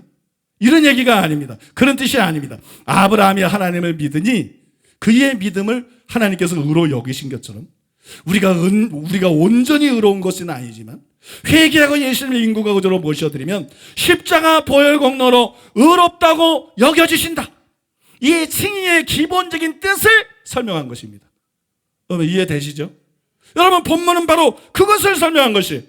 여러분 이제 다음으로 우리가 주목해야 될 것은요, 바울이 다윗이 회심할 때가 아니라 왕이 된 후에 쓴 회개시를 인용했다는 거예요. 읽어볼까요? 로마서 4장 6절로 8절. 이란 것이 없이 하나님께 의로 여기심을 받는 사람의 복에 대하여 다윗이 말한 바, 불법이 사함을 받고 죄가 가려짐을 받는 사람들은 복이 있고 주께서 그 죄를 인정하지 아니하실 사람은 복이 있도다 함과 같으니라. 바울이 칭의를 설명하면서 다윗이 회심할 때가 아니라 회심하고 나서 한참 뒤에 여러 해가 지난 후에 왕이 되고 난 다음에 죄를 짓고 회개할 때 쓴 회개시를 인용하면서 칭의를 설명했어요. 칭의는 예수님을 처음 믿을 때 받는 거 아니에요? 그죠? 예수님을 처음 믿을 때, 회개하고 믿을 때 칭의를 받는 거 아니에요? 근데 왜 사도 바울은, 아브라함도 그랬잖아. 응? 여러분 갈라디아 3장 6절도 그렇고 오늘 로마서 4장 3절도 그렇고 다 창세기 15장 6절을 인용한 거잖아. 아브라함이 하나님을 믿으니 그의 믿음으로. 근데 지난 시간에 우리가 다 배웠잖아. 그때 아브라함이 의롭다 안 받은 게 아니잖아. 15장에서 의롭다 안 받은 게 아니라 아브라함이 처음 믿고 의롭다 안 받은 것은 12장이잖아. 그런데 우리가 처음 믿고 처음 믿을 때 의롭다 안 받는 건데 왜 자꾸 그 칭의 얘기를 설명해서 바울은 믿고 난 후에 아브라함을 얘기를 할까요? 예로 들까요? 그것뿐만 아니라 지금 이제 믿고 나서 한참 뒤에 다윗을 예로 들까요? 다윗의 회개시가 그때 의롭다 안 받은 게 아니잖아. 그죠? 근데 왜 다윗의 시를 예로 들었을까요? 저는 오래전부터 이게 때문에 너무 혼란스러운 거예요, 성경을. 왜 이렇게 뭐 뒤죽박죽이야? 나 같아도 이렇게 엉터리를 인용은 안 하겠다. 이런 생각이 들어요. 모를 때는. 왜 이렇게 뒤죽박죽이야? 너무 혼란스러웠어요. 그 이유가 너무 궁금했어요. 여러분도 궁금하셨죠? 치고. 그런데 여러분, 더글라스 무의 설명에 그 답이 들어있어요. 더글라스 무가 이렇게 말했어요. 다윗의 말은 시편 32편 1절에서 2절 전반절에서 딴 것이다. 거기서 인용한 것이다. 바울이 2절을 인용하는 이유 중에 하나는 거기에 키워드인 여기다가 있기 때문이다. 구약의 절들을 단어의 병행에 입각해서 관련시키는 것은 유대교의 주석에서 흔히 쓰이는 기술이었다. 그러니까 성경이 원래 구약 성경이 있었고 구약 성경을 해석하는 방식은 우리가 아니고 유대인들이 구약 성경을 본래 해석하는 방식이 있는 거거든요. 근데 유대교의 랍비들이나 유대교의 설교자들은 이게 꼭 시간이 맞아야 인용하고 그러는 게 아니고 내가 지금 초점이 여기다잖아. 이 여기다라는 단어가 있으면 그걸 가지고 이걸 설명을 하는 거야. 그게 유대교의 원래 성경 해석법이에요. 그걸 갖다가 뭐라 그러냐면 게제라 세와라 그래. 게제라 세와. 캐세라가 아니고 게제라 세와라 그러는데 이 게제라 세와라고 부르는 것이에요. 시간과 상관없이 내가 설명하고자 하는 그 개념을 어느 성경이 말하고 있으면 우리는 그런 식으로 성경 인용을 안 하잖아. 근데 유대인들은 전통적으로 그런 식으로 성경 인용을 했고 그런 식으로 설명을 했어요. 바울도 유대인이잖아. 바울은 이 게제라 세와라는 그 유대교의 해석 방식, 설명 방식을 그대로 여기서 따온 것이에요. 여러분 이 기술을 권영경 교수님도 언급을 했는데 그분의 글을 보게 되면 다윗의 시를 인용한 이유뿐만 아니라 왜 이 다윗의 시를 지금 바울이 인용했는지 그 목적까지 잘 보여줬어요. 여러분 많은 사람들이 많은 학자들이 여기다 이 단어의 초점을 맞추면서도 본문을 제대로 이해하지 못했어요. 3절로 빠졌어요. 대부분의 주석이 그래. 얼마나 안타까운지 몰라요. 그 인간 지식의 한계가 얼마나 명백해요. 암만 세계적인 학자다, 암만 세계적인 이 금세기 최고의 복음지 신학자다. 그런다고 성경을 발화할 수 있는 게 아니더라고. 그런다 하나님의 미련한 것이 사람보다 지혜 있느니라. 꼭 신학 박사라 해야 되는 거 가지고 명문대를 또 머리 똑똑해야 되는 게 아니라, 여러분 하나님이 나같이 미련한 자를 통해서도 여러분 지혜 있는 자들을 부끄러워하게 할 수 있는 것이 하나님의 능히 그럴 수 있는 분이세요. 믿습니까? 그래서 하나님이 바울을 택했을 뿐만 아니라 비린내나는 베드로도 택한 거예요. 비린내나는 베드로도 택하고, 그리고 계산자라는 도마나 마태만 택한 게 아니라 역시 비린내나는 야고보도 택하고 요한도 택한 거예요. 믿습니까? 그래서 하나님께서 또 나 같은 것도 택한 거예요. 왜냐하면 하나님은 사람의 지혜나 지식에 제한받는 분이 아니에요. 그 하나님을 전적으로 의지하고 하나님이 지혜를 주시고 하나님이 은혜를 베푸시면, 미련한 자에게 그 은혜가 임하면, 여러분 그 미련한 자가 세상에 지혜 있는 자를 부끄럽게 할 수 있는 하나님이십니다. 제가 그 산 증인이요. 제가 그 산 증인. 모든 것이 하나님의 은혜로 되는 것이. 여러분 믿습니까? 그런데요, 학자들이 키워드가 뭔지를 알면서도 해석을 못했어. 그냥 프레임에 갇혀버렸어. 종교에게 오직 믿음, 프레임, 율법행위라고 믿음, 프레임에 딱 갇혀버렸어. 그래서 율법행위라 믿음으로란 말 이것밖에 못 받아. 그러니까 이게 전부 다 왜곡되는 거야. 율법행위라 믿음으로 받는데 경건치 않아도 된대, 일 안 해도 된대, 죄가 많아도 된대, 악인이 돼도 된대. 그러니까 예수님의 십자가 보혈 공로만 믿으면 회개하고도 상관없이 회개해야 되지만, 회개하고도 상관없이 믿음에 따르는 순종하고도 상관없이 이 사람은 무조건 의롭다 받는다. 이런 이단 사설이 교회 안에 들어온 거예요. 이런 이단 사설이 교회 안에 들어가서 여러분 장로교를 장악하고 개신교들을 장악하고 신학교들을 장악하고 목사들을 장악하고, 그래서 교회 안에서 구대를 믿고 사니까 너무나 많은 가짜 신자들이 나오고 너무나 많은 사람들이 지옥에 가고, 그래서 입신체뿐만 아니라 사후체험도 보면 교회 안에서 80%의 사람이 지옥 가는 이런 끔찍한 현상이 지금 되어 있다는 것입니다. 근데 여러분 감사하게도 지금 제가 소개하고자 하는 권영경 교수님 책에 보니까, 내가 이거를 먼저 깨달았는지 권영경 교수님 책을 참고하고 깨달았는지 시간이 오래돼서 몇 년 전인지 나도 모르겠어. 아무튼 권영경 교수님이 이걸 제대로 간판했어요. 권영경 교수님 아주 중요한 말이기 때문에 좀 힘이 들더라도 읽어드리겠습니다. 바울은 다윗의 시편을 인용한다. 불법이 용서되고 죄가 가려진 사람은 행복하다. 주께서 그 사람의 죄를 죄로 간주하지 않을 사람은 행복하다. 바울이 이 시편을 인용하는 것은 여기에서도 간주하다라는, 여기다 그거죠. 간주하다라는 전략적인 동사가 나타나기 때문이다. 칭의가 자격 없는 자들을 그냥 의롭다고 여겨주는 행동임을 부각시키기 위한 것이다. 일견 이 부분의 논증은 칭의가 도덕적 행위와 무관하다는 주장처럼 들릴 수 있다.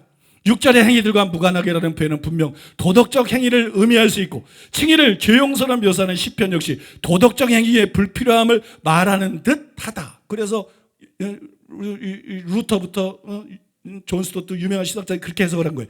하지만 바울의 실제 논점은 여기에 있지 않다. 칭의가 전에 지은 죄를 간과하는 용서라는 사실은 이미 기술되었다. 로마 3장 25절에. 또 하나님은 경건치 않은 자를 의롭다 하시는 분이다. 따라서 칭의는 당연히 행위와 무관하다. 좀 이렇게 풀어서 자세히 설명을 안 하고 좀 이렇게 뭉쳐놨기는 했지만, 간단히 말하는 것은 뭐냐, 이건 칭의를 설명하는 것입니다. 칭의가 뭐냐, 내가 행위로 의롭다 한 받으시는 완전한 의인이 아닌데, 바꿔 말해서는 불경건한 자인데, 나는 일을 아니한 자인데, 바꿔 말해서 나는 죄인인데, 의롭다함이라는 일한 자가 보수를 받는 게 당연한 것처럼 내 행위로 내 삶으로 의롭다함 받을 자격이 없는 자인데 하나님은 나를 의롭다고 여겨주시는 게 칭의라는 거예요. 그런데 왜 여겨주시냐? 믿음 때문에. 믿습니까? 근데 여기서는 믿음으로 의롭다함 받는 것도 물론 설명하고 있지만 거기에 초점이 아니라 칭의는 바로 이런 거야. 내가 의롭지 않지만 의롭다고 여겨주시는 거야. 이 칭의가 무엇인지 칭의의 개념을 설명하고 있다는 거예요. 그러니까 이걸 근거 가지고 회개 안 해도 돼. 회개 안 해도 되는데 왜 세례요한은 회개하라 그러고, 왜 예수님은 회개하라 그러고, 왜 베드로는 회개하라 그러고, 왜 바울은 회개하라 그러고, 왜 전부 그러잖아요. 그럴 리가 없거든요. 그런 식으로 여러분 이 말씀을 이해하는 것, 이 말씀을 해석하는 것은 대단히 잘못된 것이라는 것을 우리가 이걸 통해서 알 수가 있는 것이에요. 여러분 이해하셨습니까? 이해하셨죠? 바울이 다윗의 시를 인용한 것은 칭의를 설명하기 위해서 창세기 15장 6절을 인용한 것과 같은 이유에서요. 이유가 같습니다. 왜 인용했어요? 창세기 15장 6절을 왜 인용했어요? 믿음을 의로 여기신다. 그죠?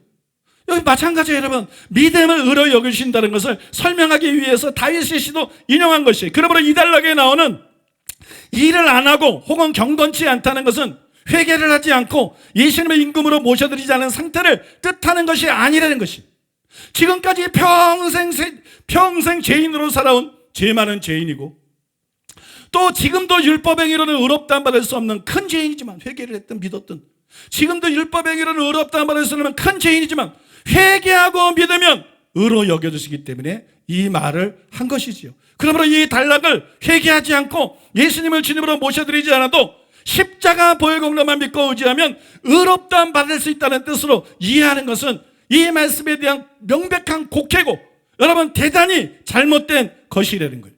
여러분 이 외에도 글자가 작아서 제가 읽을 수 있는지 모르겠는데 막 써놓은 거예요. 이 외에도 이 단락은 결코 회개나 믿음에 따라야 될 행함을 부정한 것이 아니라는 저의 견해를 뒷받침해 주는 것이 있어요. 지금 설명해 드린 것 외에도 저의 견해를 뒷받침해 주는 것인데, 그것이 바로 방금 전에 말한 바울이 인용한 다윗의 시예요. 이게 또 왜 뒷받쳐 주느냐? 여기에 여긴다는 단어뿐만이 아니고 이게 뒷받쳐 주는 이유는 이 시가 회개시이기 때문에, 바울이 칭의를 설명하기 위해서 인용한 시 자체가 회개시예요. 회개시. 아브라함에 대해서 창세기 11장 6절을 인용한 것은 믿음에 대한 것이었고, 시편을 인용한 것은 회개시예요. 그러므로 계속 습관적인 죄를 짓는데 그 죄가 가리워진다, 의로 여겨주신다, 이런 말을 하고 있는 것은 아니라는 거예요. 그럴 수가 없다는 거예요. 만약에 습관적인 죄를 계속 짓고 있다면 회개 안 한 거죠. 또 예수님을 주님으로 모셔드리지 않은 것이죠. 당연히 그런 사람은 의롭다함을 받을 수가 없습니다. 그러므로 이 단락은 습관적인 죄를 계속 지어도 믿기만 하면 죄가 가리워지고 의롭다함 받는다, 절대로 그런 뜻이 아니고 그런 의미일 수가 없다는 것이에요. 또한 다윗의 시가 회개시지만 사도 바울이 이것을 인용했다는 점은 그가 주장한 믿음에 회개가 전제되어 있다는 것을 암시하는 거예요. 이해가 되십니까? 그가 주장한 믿음의 회개가 당연히 전제되어 있다는 것을 암시하신 것이고, 동시에 회개와 같은 맥락의 믿음, 즉 바울이 주 예수를 믿어라. 예수 믿으면 무조건 구원받으라. 예수님이 너의 주님이시다. 주 예수를 믿어라. 내 입으로 예수를 주로 시인하며 나더러 주여 주여 하는 자마다 천국에 다 들어갈 것이 아니요 다만 하늘에 계신 내 아버지의 뜻대로 하라. 예수님이 직접 말씀했는데 입으로만 주여 주여 한다고 신앙 고백한다고 그런 얘기가 아니죠. 마음으로 예수님을 주로 진짜 인정하기 때문에 입으로 신앙 고백, 이 신앙 고백을 말하는 거거든. 신앙이라는 게 뭐예요? 내가 마음으로 믿은 거, 내가 마음으로 진실하게 믿고 받아들인 거, 그걸 입으로 고백하는 거, 그게 신앙 고백 아니에요?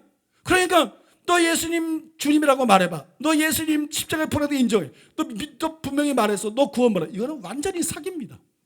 성경은 그런 식으로 장난 놀면 안 되는 거예요. 성경은 그런 식으로 장난 놀면 안 되는 거죠.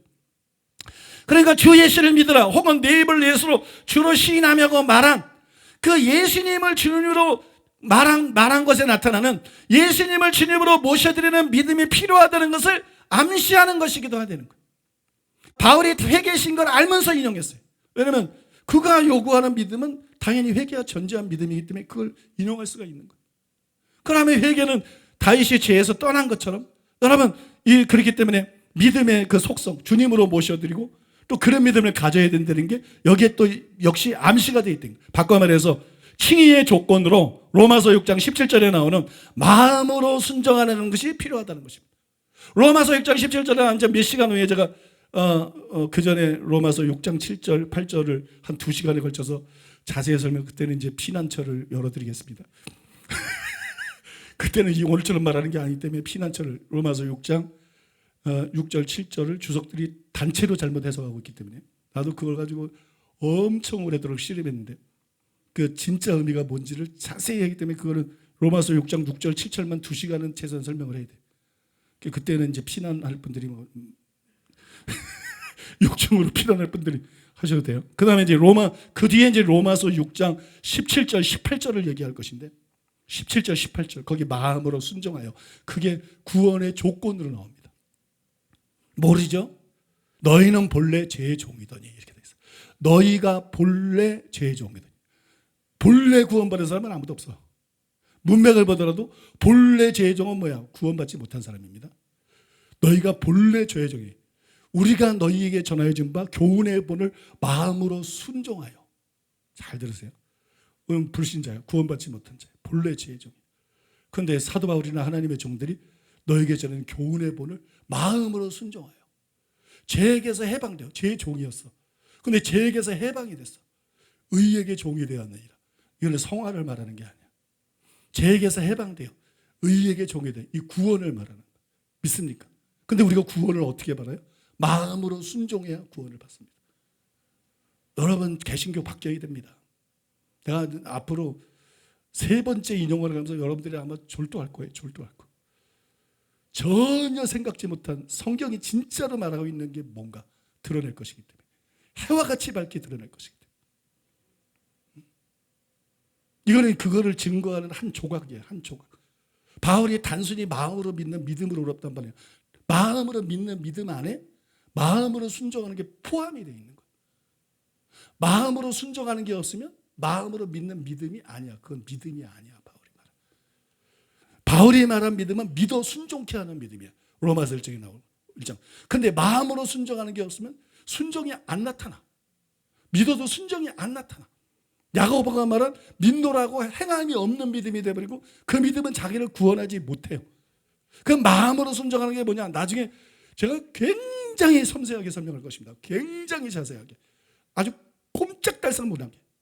정상적인 생각만 딱 갖고 들으면 신학대학 총장이든 세계적인 누구 어느 목사든 꼼짝달싹 못하게 증명하고 설명할 거예요. 마음으로 순종하는 게 뭐냐? 내가 예수님을 믿어요. 그 믿음은 단순히 믿음이 아니야. 그 믿음은 순종이야.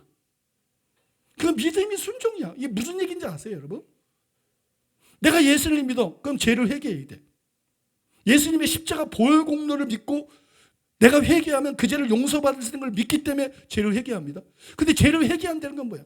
내가 더 이상 말씀대로 죄를 짓지 않겠다는 거야. 나는 더 이상 말씀대로 죄를 짓지 않겠다. 나는 이제 말씀대로 살겠다. 결단을 하잖아요. 이게 마음으로 순종하는 거야. 내가 예수님을 주님으로 믿어. 그게 믿음이야. 근데 예수님의 인군과 구주를 믿어야 돼. 예수님의 십자가 보혈공도를 의지하고 예수님을 믿어. 그뿐만 아니라 그 피로 나를 용서하시고 내 죄를 다 해결하시고 그 피로 나를 사신 그분을 나의 주인으로 모셔드리고 나는 이제 내 마음대로 살지 않고 아버지 뜻대로 살겠다. 이 결단을 해야 이게 참된 믿음이야. 이해되세요, 여러분? 이 결단이 없으면 가짜 믿음이야. 신앙 고백에도 그건 가짜고 하늘에 안 통해. 이건 가짜 믿음이야. 그 결단이 뭐예요? 마음으로 순종하는 거예요. 믿음이 단순히 순종을 낳는 게 아닙니다. 믿음과 순종은 처음부터 함께 가는 것입니다. 내가 더는 말 못해요. 여러분들이 말하면 지금 오해하기 때문에. 근데 이 정도는 여러분들이 이해할 수 있어. 나 아주 굉장히 심각한 얘기들을 할 거예요. 나에 대한 어떤 공격들이 더 거세질 수 있어. 왜냐하면 너무 차원이 다른 얘기를 하기 때문에. 그 다음에 정말 바울이 계시받은 진짜 그 얘기를 할 거기 때문에. 야고보가 계시받은 진짜 그 얘기를 할 것이기 때문에. 얼마나 개신교가 지금 성경에서 많이 이단은 아니지만 벗어나 있는지. 내가 항상 말하지만 종교개혁이 얼마나 개신교에 절대적으로 필요한지. 내 교회를 세우니 음부의 권세가 이기지 못하리라 그랬는데 여러분 유럽에서 음부의 권세가 교회를 케오페로 이겼어요. 유럽에서도 미국에서도 그죠? 카운트다운 판정승으로 이겼어. 우리나라에서도 지금 뭐 교회가 이기고 있어? 좌파가 이기고 있지. 좌파가 국민 다 장악하고 좌파가 방송 다 장악하고 좌파가 국회도 다 장악하고 좌파가 학교 다 장악하고 좌파가 직장 다 장악하고 어디 지금 우리나라 교회가 이기고 있어? 여러분 좌파가 이기고 있어요. 좌파가 이기고 있어. 전 세계의 교회가 이기고 있는 것이 얼마나 돼? 교회는 패배하고 있어요. 왜 그래? 교회가 망가졌어. 교회가 성경이 말한 진짜 그 교회가 아니야. 이단은 아닌데. 그래서 그 안에 진실한 목사도 있고 진실한 신자도 구원받은 사람 많고 목회도 되고 선교도 되는데 교회가 너무 훼손이 됐어. 예수님이 세우려고 하는 원래의 교회가 돼야 되는데 교회는 진리의 기둥과 터야. 교회의 사명은 진리가 교회의 기둥과 터가 아니에요. 교회가 진리 위에 세워져야 되는 게 아니야. 단순히 교회가 진리의 기둥과 터야. 하나님이 교회를 세운 이유가 진리가 중요하기 때문이야. 그게 생명의 말씀이기 때문에 거기 짓고 사는 게 달려있기 때문에 그게 절대적으로 중요하기 때문에 그래서 진리가 훼손되지 않고 진리를 잃어버리지 말고 진리를 지키라고 교회를 세운 거야. 그래야만 교회가 참돼. 그런데 가톨릭은 완전히 잃어버리고 종교다한 줄. 개신교도 칼빈이 막 난도질해놨어. 루터가 난도질해놨어. 응? 그리고 막 성령의 은사 역사 여러분 성경 보세요. 성령의 은사와 역사를 터부시한 사람이 없어요. 구약의 선지자들이나 신약의 사도들이나 예수님이나 교회만 그래. 입신하면 이상하다. 예언하면 이상하다. 뭐 방언하면 뭐 병 고치면 불고 이건 무슨 마귀가 해야 될 소리를 목사들이 하고 마귀가 해야 될 소리를 교회들이 교단들이 하고 마귀가 해야 될 소리를 신학생들이 아니 옛날에 전 정권이 김정은 나팔수였던 것처럼 무슨 교단이 무슨 신학교가 무슨 목사가 마귀의 나팔수 노릇하는 것이 얼마나 많은지 몰라요. 이거 정상 아니에요. 그러니까 여러분 참교회는 무너지지 않습니다. 가시적인 교회가 있고 비가시적인 교회가 있는데 이 통합 합동 뭐 백석 고신 뭐 우리 교단도 그렇고 이게 가시적인 교회라고. 이게 다 진짜가 아니라고. 우리도 그렇고 이게 다 진짜가 아니고 이 중에 진짜 회개하고 믿고 진짜 예수님 사랑하고 주의 말씀대로 신앙하고 변화된 이게 비가시적인 교회라고. 이 비가시적인 교회는 예수님이 살아계시기 때문에 진리의 말씀이 살아있기 때문에 성령이 운행하고 계시기 때문에 절대로 망하잖아. 이거는 줄어들거나 늘어나거나 그것뿐이지 비가시적인 교회를 말살할 수 있는 세력은 지구상에 존재하지 않습니다. 이 비가시적인 교회는 절대로 망하지 않습니다. 여러분 만약에 내가 이 비가시적인 교회를 부정하는 거라면 내가 100% 이단이에요. 나뿐만 아니라 누구든지 이 비가시적인 교회의 실제를 부정. 나는 그걸 얘기하는 게 아니에요. 이 가시적인 교회 안에 있는 비가시적인 교회를 나는 절대적으로 인정합니다. 그러나 이 가시적인 교회가 안고 있는 문제를 얘기하는 거예요. 이 가시적인 교회는 너무 많이 성경에서 벗어나 있다는 거예요. 그래서 이제는 뭐 조금 고치기라 정말로 종교개혁이 필요하다는 거예요. 정말 종교개혁이고 종교개혁에 대해서 이 진리를 복음과 진리를 성경 그대로 믿고 가르치게 되면 그러면 여러분 교회가 정말 음부의 권세가 이기지 못하는 좌파가 이기지 못하는 믿습니까? 공산주의가 이기지 못하는 회교가 이기지 못하는 동성애가 이기지 못하는 반기독교적인 국민들이 이기지 못하는 세상의 빛과 소금이 돼서 박해는 함께 받겠지만 또 칭송을 받는 그리고 날마다 구원받는 사람이 더해지는 세상이 감당하지 못할 세상을 이기는 그런 교회가 될 수 있다는 것이에요. 여러분 그런 교회가 될 수 있다는 것이에요. 그거를 위해서는 다른 어떤 것으로 되지 않고 중요한 것은 진리이기 때문에 교회가 진리의 기둥과 터로 진리가 회복됨으로써 다시 더 참되고 올바른 교회가 돼야 그 일이 가능하고 그 일이 일어난다는 것입니다. 그런데 그 일의 선두주자로 전 세계에서 앞장서고 그 일하는 게 우리 교회. 그러니까 마귀가 딱 보면 이게 우리 교회가 한 교회가 부흥하는 게 아니야. 이게 뭐 교회가 하나 커지고 뭐 여기 모인 사람들이 구원받고 이런 게 아니에요. 여러분 우리 교회 사역은요 개신교를 완전히 바꿔낼 수 있는 사역이에요. 열방의 교회들을 깨울 수 있는 사역이에요. 수를 해할 이 진리가 퍼져나가면 수를 해할 수 있는 사람이 개수가 안 될 정도로 열방에서 여기저기서 목사들이 회개하고 장로들이 회개하고 권사들이 회개하고 교수들이 회개하고 여러분 이해가 되십니까? 신자들이 회개하고 여러분 교회 안에서 구원받는 성 프로테즈가 넘어가고 삼종사역이 되면서 불신자들에게 성령의 능력으로 힘있게 복음이 전파되고 여러분 이게 어마어마한 결과를 그러니까 죽이려고 그러는 거야. 우리가 무슨 문제가 있어? 내가 좀 부족할 뿐이지. 이단성이 뭐가 있고 우리가 그렇게 공격받아야 될 이유가 뭐가 있고 그렇게 모범적인 게 훨씬 많지. 근데 왜 한국교회 마귀 역사예요 여러분. 우리는 우리의 씨름은 혈과 육이 아니라 혈과 육이 아니라 정사와 권세와 이 어둠의 주관자들과 하늘에 있는 악의 영들에게 대함이라. 이게 악한 영들이 그렇게 하고 있는 거예요. 악한 영들이. 마귀는 처음부터 거짓말자이고 살인한 자라. 그래서 우리를 공격하는 교단이나 이단 사냥꾼들이나 목사들이나 신학자들을 보면 그 두 가지 특성이 꼭 거짓말하잖아. 정상적인 거는 문제가 없으니까 꼭 거짓말하잖아, 교단들이. 그 다음에 예수 믿는 사람들은 누가 잘못했으면 고치려고 그래야 되거든. 근데 지네가 통합이 사면이 걸어놓고 자기 잘못 다 드러낸 데서 사과 나누고 나사가 시켜놓고, 근데 무슨 기독교가 사과를 하고 해결이라도 그냥 다 엎어버려? 그건 정상적인 기독교가 아니고 그건 진짜 마귀적인 것입니다. 믿습니까? 무슨 얘기냐? 꼭 죽이려고 그러잖아. 마귀의 속성이 통합에 그대로 나타나거든. 마귀의 속성이 교단들에게, 이대 사냥꾼들에게, 목사들에게 살리려고 그러는 게 아니야. 거짓말을 해서라도, 음해를 해서 죽이려고 그러는 거야. 여러분, 분별이 이래도 안 돼요. 마귀입니다. 마귀. 배우가 마귀입니다. 교단이라고 배우가 다 하나님이 아닙니다. 어떤 행동들이 그 배우가 마귀입니다. 통합을 누가 움직였어요? 마귀가 움직인 거예요. CBS를 현대조기를 누가 움직였어요? 마귀가 움직인 거예요.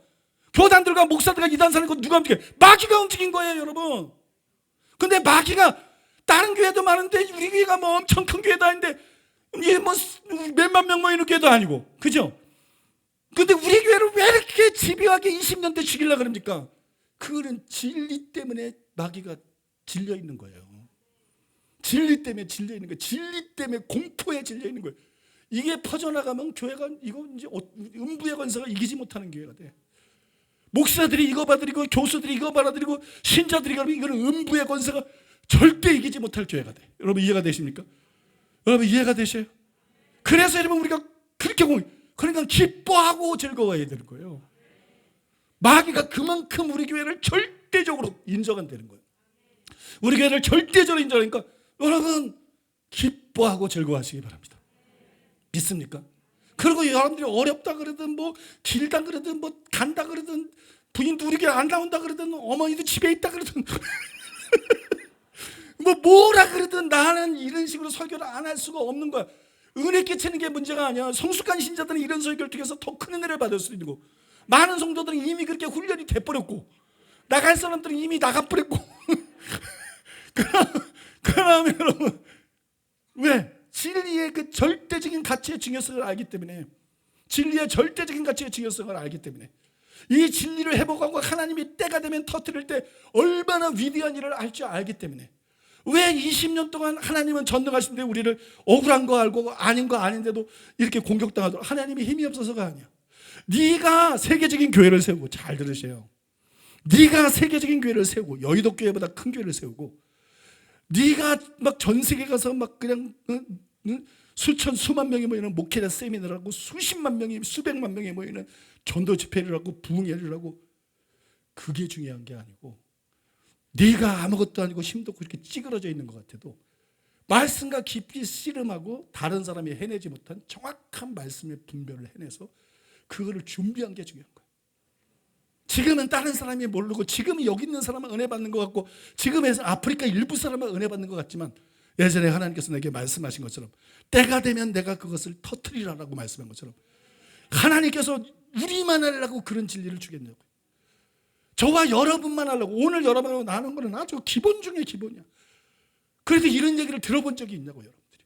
평생에 이런 설교를 들어본 적이 있냐고. 우리만 하려고 이걸 주는 게 아니라는 거예요. 나만 하려고, 아프리카 일부를 위해서 이걸 주는 게 아니라는 거예요. 열방을 위해서 준비시키고 있다는 거예요. 믿습니까? 그러니까 내가 큰일을 하는 게 중요한 게 아니고, 우리는 음해당하고 우리는 마음고생하고 우리는 고통당하면서 진리에 창념하고 삼중사역을 완성해 놓는 게 중요한 것이고, 그러고 나면 하나님은 한 사람의 생애를 보고 계획을 하시는 게 아니고, 하나님은 천년이 하루 같고 하루가 천년 같은 하나님인데, 하나님이 그리는 그림은 우리가 비전이라고 말하는 것보다 훨씬 크다는 것입니다. 믿습니까? 우리가 비전이라고 말하는 것보다 훨씬 큰 것이에요. 그 하나님께서 당신의 시간표에 당신의 계획대로, 꼭 우리 교회 부목사가 아닐 수도 있어, 당신의 사람들을 일으켜서 이 진리를 우리처럼 음해받지 않고 이 진리가 공정하게 확산될 때가 되면 개신교는 뒤집어집니다. 교단들 다 뒤집어집니다. 신학교 뒤집어집니다. 목사들 뒤집어집니다. 여러분 성도들 뒤집어집니다. 그리고 진짜 부흥이 일어납니다. 그래서 나는 이제 그런 방법으로는 대부흥이 가능하다고 생각해. 난 나만 생각했어. 그런 방법으로는 대부흥이 가능하다. 그런 방법으로는 대주수가 가능하다. 어쩌면 스미스 위글스워스가 말한 게 그거 아닐까? 마지막 때 인류 역사상 가장 위대한 끝나지 않는 부흥이 일어나는데 그는 말씀과 성령이 하나된 것이다. 근데 여지껏 말씀이 안 받쳐졌어. 아주사 때부터 뭐 그 이후에 지금 이르기까지 전부 능력만 나타났어. 본캐니 뭐 최근에 전부 다 능력만 나타났어. 말씀이 정확하게 복음과 진리를 드러낸 사람이 없었어. 이단만 아니지 그런데 우리 교회를 통해서 하나님께서 지금 그 일을 하시고 계시고 계속 완성해 나가고 계셔. 어쩌면 우리는 하나님이 마지막 때 이루고자 하는 대부흥과 대처수를 위한 촉매 역할이 나의 사명인지도 모르겠다. 내가 나이도 들어가고 있고 촉매 역할이 나의 사명. 내 생에 내를 통해서 안 하면 어떠고 내 생에 통해서 안 하면 어떠고 우리 교회 안 하면 어때? 복음이 전파되고 하나님 나라가 확장되고 영혼들이 구원받으면 그게 우리가 원하는 거지. 그러면 감사한 거고 그러면 할렐루야한 거지. 할렐루야한 거지. 여러분 내가 기도할 때 성령께서 나에게 막 이렇게 감동으로 주시는 것들을 조금 내가 여러분 나누는 거예요. 사랑하는 여러분, 우리가 그리는 그림하고 하나님의 그림은 완전히 다를 수 있습니다. 성공처럼 보이는 게 뭐 세계 최대기로 그럼 뭐해? 난 널 모른다 그러면 아무것도 아니지. 성공처럼 보이는 게 실패일 수도 있고 실패처럼 보이는 게 성공일 수도 있고. 여러분 나는 그래서 무조건 감사합니다. 음해당한 것도 감사하고 이단이라는 거 감사하고. 니들이 이단이라서 전화할 때도 없어. 니들이 이단이라서 누구 만날 사람도 없어. 갈 때도 없어. 밥 먹을 때도 없어. 니들이 이단이라서 난 목회자 세미나 좀 참석해서 나도 뭐 배우고 싶어도 놀랄까 봐 못 가. 그러니까 뭐 상가고 운동해야 되니까 상가고 그러니까 뭐 심심하니까 연속극 보고 그래도 시간이 남어. 그래도 시간이 널널하게 남아. 그러니까 여러분 기도하고 그러니까 여러분 책 읽고 그러니까 말씀 연구하고 설교 준비를 얼마나 집요하게 하고 얼마나 끊임없이 녹음을 하고 얼마나 말씀 갖고 씨름하고 그러니까 여러분 매주 평범하지 않은 비범한 인간이 할 수 없는 그런 설교들이 계속 나오는 거예요. 하나님은 이걸 시키려고 그랬나 보다. 하나님은 마지막 일어날 수 있는 대붕을 위해서 그걸 준비하라고 이걸 시키려고 그랬나. 내가 할 수 있는 최고의 일은 큰 교회를 세우는 게 아니구나. 내가 살 수 있는 최고의 일은 큰 집회를 하거나 큰 세미나를 하거나 뭐 이런 게 아니라 내가 할 수 있는 최고의 일은 방송 설교도 아니고 다른 어떤 것도 아니고 내가 할 수 있는 최고의 일은 바로 이 사방으로 우겨 쌓여가면서 연속극 보고 산삼 캐면서 힘내가지고 스트레스 풀고 산삼 깨물어 먹고 힘내가지고 말씀 진리 옳게 분별해서 철두철미하게. 근데 얼마지? 여러분 하나님의 말씀은 나 왜 이러지? 여러분 하나님의 말씀은 천천금보다 귀하다 그러잖아요. 여러분 하나님의 말씀은 천천금보다 귀해. 그의 성령께서 나에게 말씀을 하나님의 말씀은 천천금보다 귀하다. 나무 도끼 빼는 것처럼 패는 거 아니야. 나무 톱 쓰는 것처럼 쓰는 거 아니야. 돌 깨는 것처럼 하는 거 아니야.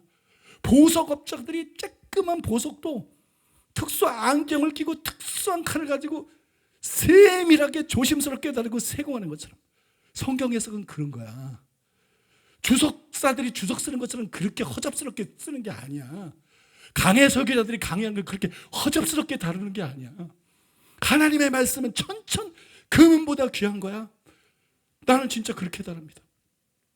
세밀하게, 정교하게, 완전하게, 전혀 이유가 없게, 의문의 여지가 없게, 완전한 이해와 완전한 분별과 완전한 깨달음이 오기 전까지 저는 포기하지 않습니다. 주석처럼 그렇게 책임 없는 강해 설교처럼 그런 책임 없는 설교는 안 합니다. 나는 절대 그렇게 안 합니다. 나는 답이 나올 때까지, 정말 분별이 될 때까지, 정말 완전히 이해가 될 때까지, 성경 문맥으로 확증이 되고 성령께서 완벽한 내적 증거 확신을 줄 때까지 나는 1시간이고 2시간이고 10시간이고 이틀이고 3일이고 일주일이고 한 달이고 1년이고 2년이고 5년이고 10년이고 40년이고 내가 여러분 앞으로 전하게 될 그리스도의 설교는, 그리스도의 율법에 대한 설교는 천지를 진동시킬 수 있는 설교예요. 여러분들이 들어보면 정말 놀래도 기절할 거야. 그게 40년 만에 완성된 설교입니다. 내가 신학생 때 설교대 때 처음 한 설교고 40년 만에 완성. 그 설교가 쓰여져 있었고 그 설교에 대한 많은 자료들이 있었어요. 벌써 10년, 20년 전부터 이거 그리스도율법은 중요한데 이거 설교해야 되지 않을까? 이걸 책으로 써야 되지 않을까? 그러면 영에서 성령님이 제지하는 게 느껴져. 아직은 아니다. 왜 그러지? 또 몇 년 있다가 이거 설교해야 되는 거 아니야? 그러면 영에서 성령님이 제동을, 이게 너무 중요한데 이거 너무 중요한데 나 이거 아는데 왜 그러지? 여러분, 비로소 1년, 2년 전에 내가 알았다 그랬던 것들이 불완전했던 거고, 이 그리스도의 율법이라는 것이 내가 생각한 것보다 훨씬 중요한 것이고, 그 구체적인 의미가 무엇인지가 완성이 됐어요. 그러면서 한 달 전에 성령께서 이제 써라 그러는 거예요.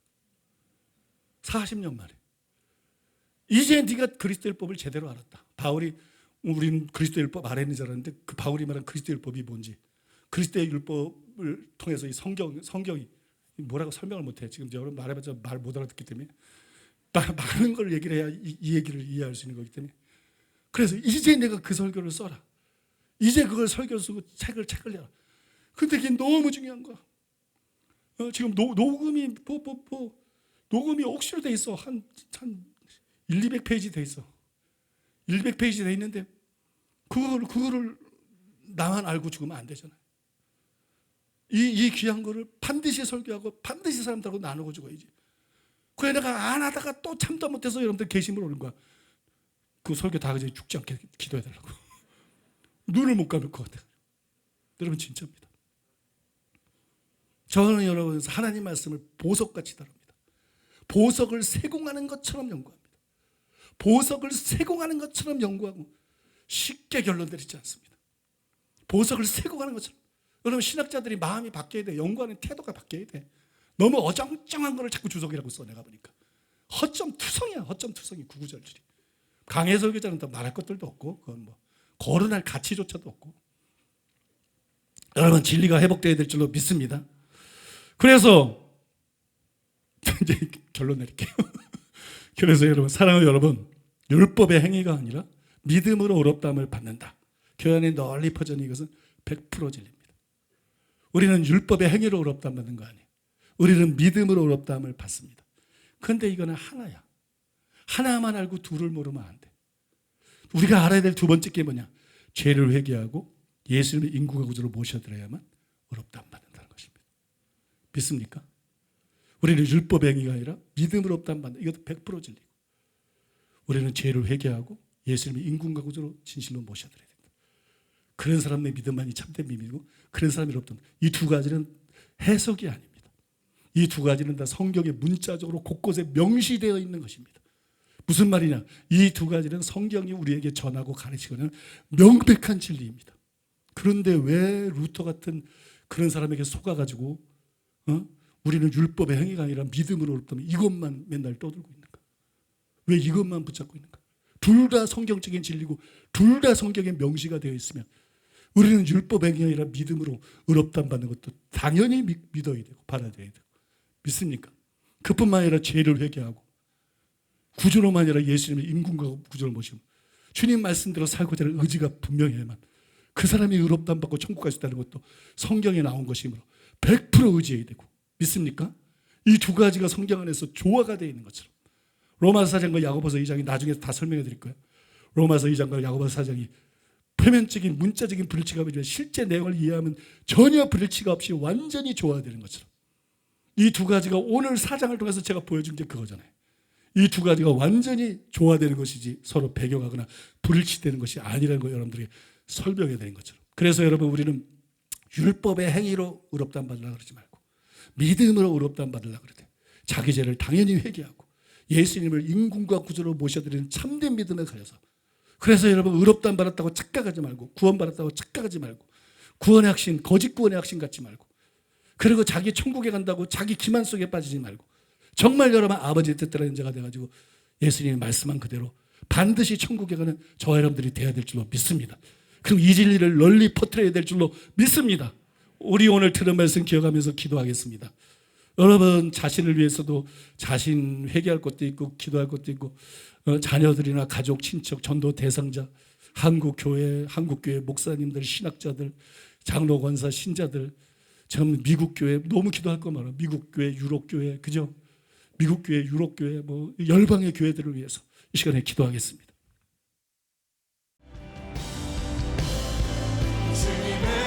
하나님 아버지, 성경이 무엇을 말씀하시는지 하나님 분명히 분별된 진리를 저희가 듣도록 하나님 은혜를 베풀어 주셔서 감사합니다. 하나님 의롭지 않은 우리를 하나님 그 보혈의 대속을 믿으면은 의로 여겨주시는 그 하나님, 하나님 그 하나님 믿고 그 하나님 더 사랑하며 주의 말씀대로 살아가는 저희들의 귀한 삶 될 수 있도록 하나님 은혜를 주님 베풀어 주시옵소서. 아버지 하나님, 얼마나 교회가 믿기만 하면 의롭게 되기 때문에 하나님 어떻게 살아야 된다는 그 잘못된 비실리, 하나님 잘못된 자기의 생각대로 살아가는 수많은 교회 신자들과 목회자들과 교회들이 있는지 모릅니다. 하나님 아버지, 하나님 아빠의 그 말씀이 무엇인지를 분별하고 그 말씀대로 살아가는 삶 될 수 있도록 주님 은혜를 베풀어 주시옵소서. 주님, 한국교회가 거듭나고 깨어날 수 있게 하여 주시고 성경이 무엇을 말하는지, 하나님이 어떻게 말씀하시는지 그것을 듣고 돌이킬 수 있도록 우리 아버지 하나님 은혜를 베풀어 주시옵소서. 주님, 교회는 음부를 이기는 교회인데, 음부의 권세가 감히 어찌할 수 없는 교회인데, 하나님 저 유럽의 교회가, 저 아버지 하나님 미국의 교회가, 하나님이 자는 한국의 교회가 위기에 처하고 있는 까닭이, 하나님 누가 그렇게 만든 것이 아닌데, 누가 그렇게 교회를 만들어준 것이 아니라 하나님 목회자들이 진리를 고수하지 아니하고, 신학자들이 진리를 고수하지 아니하고, 교회가 진리의 기둥과 터가 되지 않는 그 결과임을 하나님 절감하게 하여 주시옵소서. 하나님, 진짜 말씀으로 돌아가는 삶이 무엇인지, 진짜 성경으로 돌아가는 삶이 무엇인지를 알 수 있도록 주님 도와주셔서 하나님 무너진 저 유럽의 교회들이 소생하게 하여 주시옵소서. 저 미국의 교회가 다시 한번 부흥으로 나아갈 수 있도록 하나님 은혜를 베풀어 주시옵소서. 아버지 하나님, 조롱받는 한국교회가 다시 살아나는 그 은혜가 임할 수 있도록 주님 도와주시옵소서.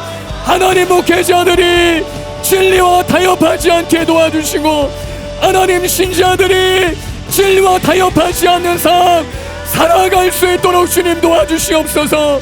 하나님, 이렇게 명확한 말씀을 듣는 우리에게 하나님 특권뿐만 아니라 의무가 있음을 알게 하소서. 이 선명한 진리를 듣는 우리가 단지 들었다는 것이 아니라 이 말씀을 전해야 될 그 의무와 책임이 있음을 기억하게 하시고, 하나님이 진리를 전하는 사람들, 어찌하든지 진리를 외치는 사람들, 나누는 사람들 되어서 한국교회가 살아날 수 있도록 아버지 은혜를 베풀어 주시옵소서. 우리 사랑하는 교회 하나님 목사님을 통해서 세우심을 감사합니다. 수방에서 영혼들이 몰려오게 도와주시고, 동서남북에서 주님의 말씀을 사모하는 그 영혼들이 몰려와 하나님 한국의 새로운 흐름을 만들게 하소서. 부흥과 개혁의 새로운 흐름이 펼쳐질 수 있도록 주님 은혜를 더하여 주시옵소서. 믿기만 하면 하나님 구원받는 것이 아니, 주의 말씀대로 살고자 하는, 내 몸을 저 복종케 하는 그 삶 반드시 살아내는 하나님 우리 모두가 될 수 있도록 주님 은혜를 베풀어 주시옵소서. 좋으신 아버지, 감사드리고 찬양드립니다. 아버지께서 회복시키시는 하나님 참된 진리의 말씀을 통해 하나님이 땅 가운데 우리를 위로하시고, 아버지와 훼손된 집의 교회를 새롭게 하시며, 아버지의 나라를 이루어 가시며, 아버지와 생명을 주시는 풍성을 주시는 아버지 하나님, 아버지 오늘 말씀을 통하여 하나님 우리의 믿음과 결단이 주 앞에 온전히 살아와줄 수 있도록 주님 은혜를 도와여 주시옵소서. 하나님이여, 교회를 새롭게 하시는 아버지, 아버지가 사랑하는 교회를 통하여 하나님이 세계 열방의 영혼들의 교회가 주님이니 아버지가 그 얼마나 놀라우신 은혜와 기적에 놀라우신 일인지 하나님의 우리 심령에 감사와 감격이 넘쳐납니다.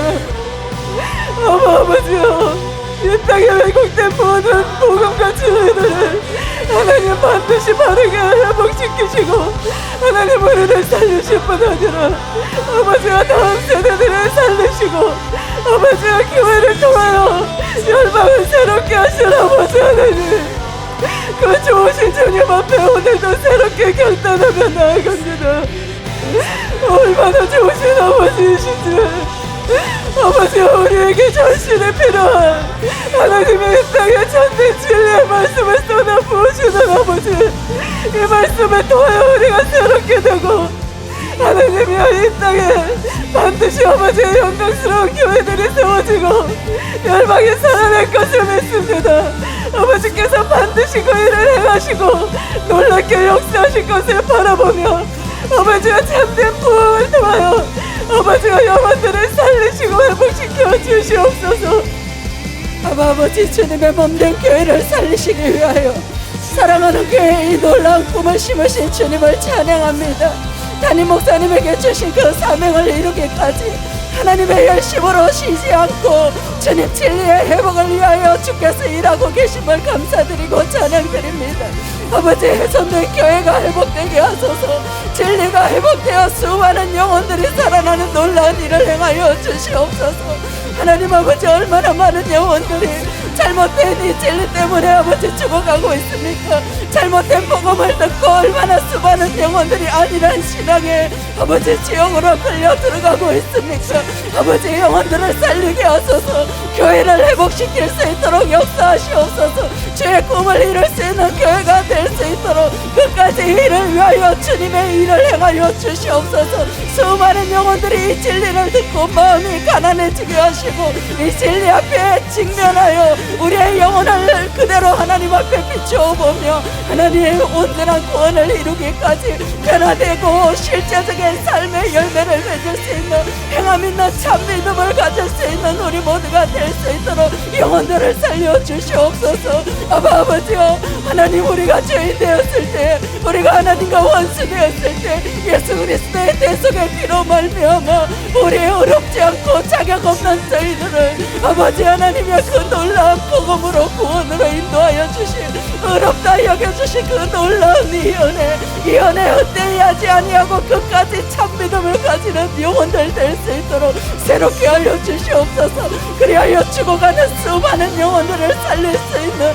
음부의 권세가 이기지 못하는 참된 교회들로 일어날 수 있도록 아버지 역사하여 주시옵소서. 아버지, 감사를 드립니다. 하나님 감사합니다. 이 시대에 살게 하셔서 감사합니다. 이런 진리를 듣게 하셔서 감사합니다. 이 시대에 함께 하나님이 하시는 그 부흥의 현장에 있게 하셔서 감사합니다. 생명의 말씀을 듣게 하셔서 감사합니다. 하나님, 우리의 귀를 여소서, 우리의 눈을 여소서 우리가 있는 이 현장이 얼마나 복된 자리인지를 알게 하소서. 하나님, 예수님의 말씀을 직접 듣고서도 그때 그 자리에 있었어도 그 중요성을 알지 못한 자들이 되지 않게 하소서. 하나님, 우리에게 주신 이 특권을 하나님 감사함으로 받게 하시고 함께 이겨나가게 하여 주시옵소서. 물러서지 않게 하여 주시옵소서. 복되도다, 복되도다. 하나님, 내 영이 감사로 찬양으로 아버지께 나아갑니다. 하나님이 진리가 온전히 회복되고 이 진리가 선포되고 하나님 온 열방이 주님께로 돌아오는 하나님이 우리에게 처음 말씀하신 내 부흥을 내 추수를 포기할 수 없습니다. 아버지, 내려지지 않습니다. 붙잡고 기도하고 함께 지켜가겠습니다. 하나님, 담임 목사님에게 칠갑절로 기름 부으시고 이 진리를 들고 아프리카로 간 우리 목사님들에게 은혜를 더하시고 아프리카에 하나님의 교회가, 참된 하나님의 교회가 세워지게 하여 주시옵소서. 주시옵소서.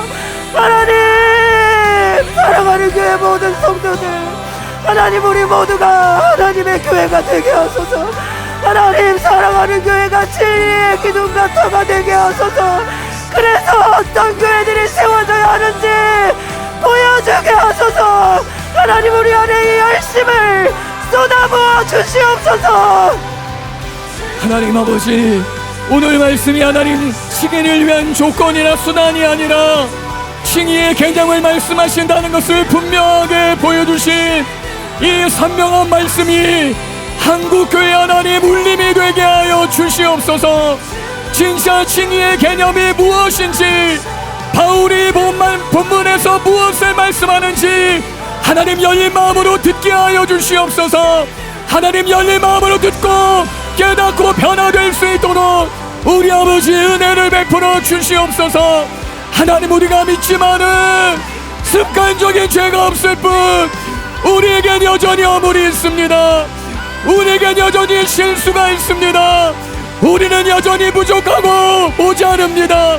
하나님, 그럼에도 불구하고 의롭다고 여겨주신 하나님, 아브라함 의롭다 하시고 다윗을 여겨주신 하나님, 우리를 그렇게 여겨주시는 우리 아버지, 우리를 그렇게 모아주시는 내 하나님, 더 사랑하는 사람 되게 하소서. 그렇게 나를 여겨주시는 우리 아버지, 더 사모하는 사람 되게 하소서. 그 아버지의 말씀을 생명으로 여겨 그렇게 살아가도록, 말씀대로 살아가도록, 온 마음을 다해 순종하도록 그 방향으로 나아가는 하루하루의 삶이 되게 하소서. 아버지, 우리의 매일의 삶이 나를 그렇게 여겨주시는 그 하나님 더 사랑하는, 그 하나님 더 의지하는 그 방향으로 하루하루 살아가는 진짜 하나님 보시기에 의로운 사람, 진짜 하나님 보시기에 의로운 백성 이 땅에서 살아갈 수 있도록 하나님 아버지 은혜를 베풀어 주시옵소서. 하나님, 우리가 그 일 하나님 담임 목사님을 도와 총매제가 될 것입니다. 하나님, 우리가 그 일을 위해 헌신할 것입니다. 하나님, 우리에게 은혜를 부으소서. 성령님, 우리를 사로잡아 주시옵소서. 성령의 그 권능과 능력으로 행할 수 있도록 도와주시옵소서. 성령과 말씀의 그 부, 성령과 말씀의 그 대부, 하나님 그 일을 위해 미랄이 되게 하시고 썩어지는 자들 되게 하셔서 하나님 수많은 열매 볼 수 있도록, 온 세계가 주님께로 돌아올 수 있도록, 우리 하나님 알 수 있도록 하나님 우리를 사용하여 주시옵소서. 아버지, 우리는 이 복음 위에 담대히 설 것입니다. 아버지요, 너무나도 좋으신 우리의 참된 아버지, 하나님 우리를 진정으로 사랑하시는 아버지, 그 아버지 앞에, 우리 주 예수 그리스도 앞에, 하나님 우리 주의 성령님 안에 우리는 반드시 복음의 진리에 담대히 서서 아버지, 날마다 주의 말씀 그대로를 살아 행하며 아버지 주의 온전하신 형상을 힘입어 하나님 우리는 그렇게 날마다 변화되며 나아갈 것입니다.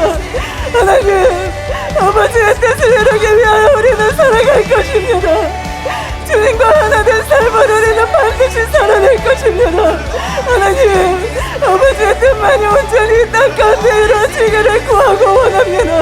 아버지의 사랑하는 교회를 더하여 이루어지기를 원하시는 아버지의 그 꿈과 소망이 아버지의 이 땅 가운데 반드시 이루어지며 놀랍게 열매 맺는 것, 하나님 우리는 그것을 바라보며 아버지 앞에 날마다 기도하고 또 날마다 새롭게 결단하며 아버지의 믿음 안에 걸어갈 것입니다. 아버지여, 온전히 회개하고 아버지여, 바르게 주 예수 그리스도를 믿으며 온전히 주님을 우리의 왕으로 모시고 아버지 날마다 그렇게 살아갈 것입니다. 하나님, 우리의 결단을 날마다 새롭게 하며 순종하며 나아갈 것입니다. 주님 우리에게 말씀하소서. 주님 우리를 인도하소서. 주님께서 우리를 이끄시는 대로 하나님 순종하며 나아가며 하나님 우리 모두가 은혜가 될 것입니다. 주의 은혜를 물붓듯이 부으소서. 아버지의 사랑으로 우리를 새롭게 하시고 하나님의 은혜 안에 주의 성령 안에서 하나님 날마다 충만한 기쁨에 넘치는 삶을 주님 살아갈 수 있도록 도와주시옵소서.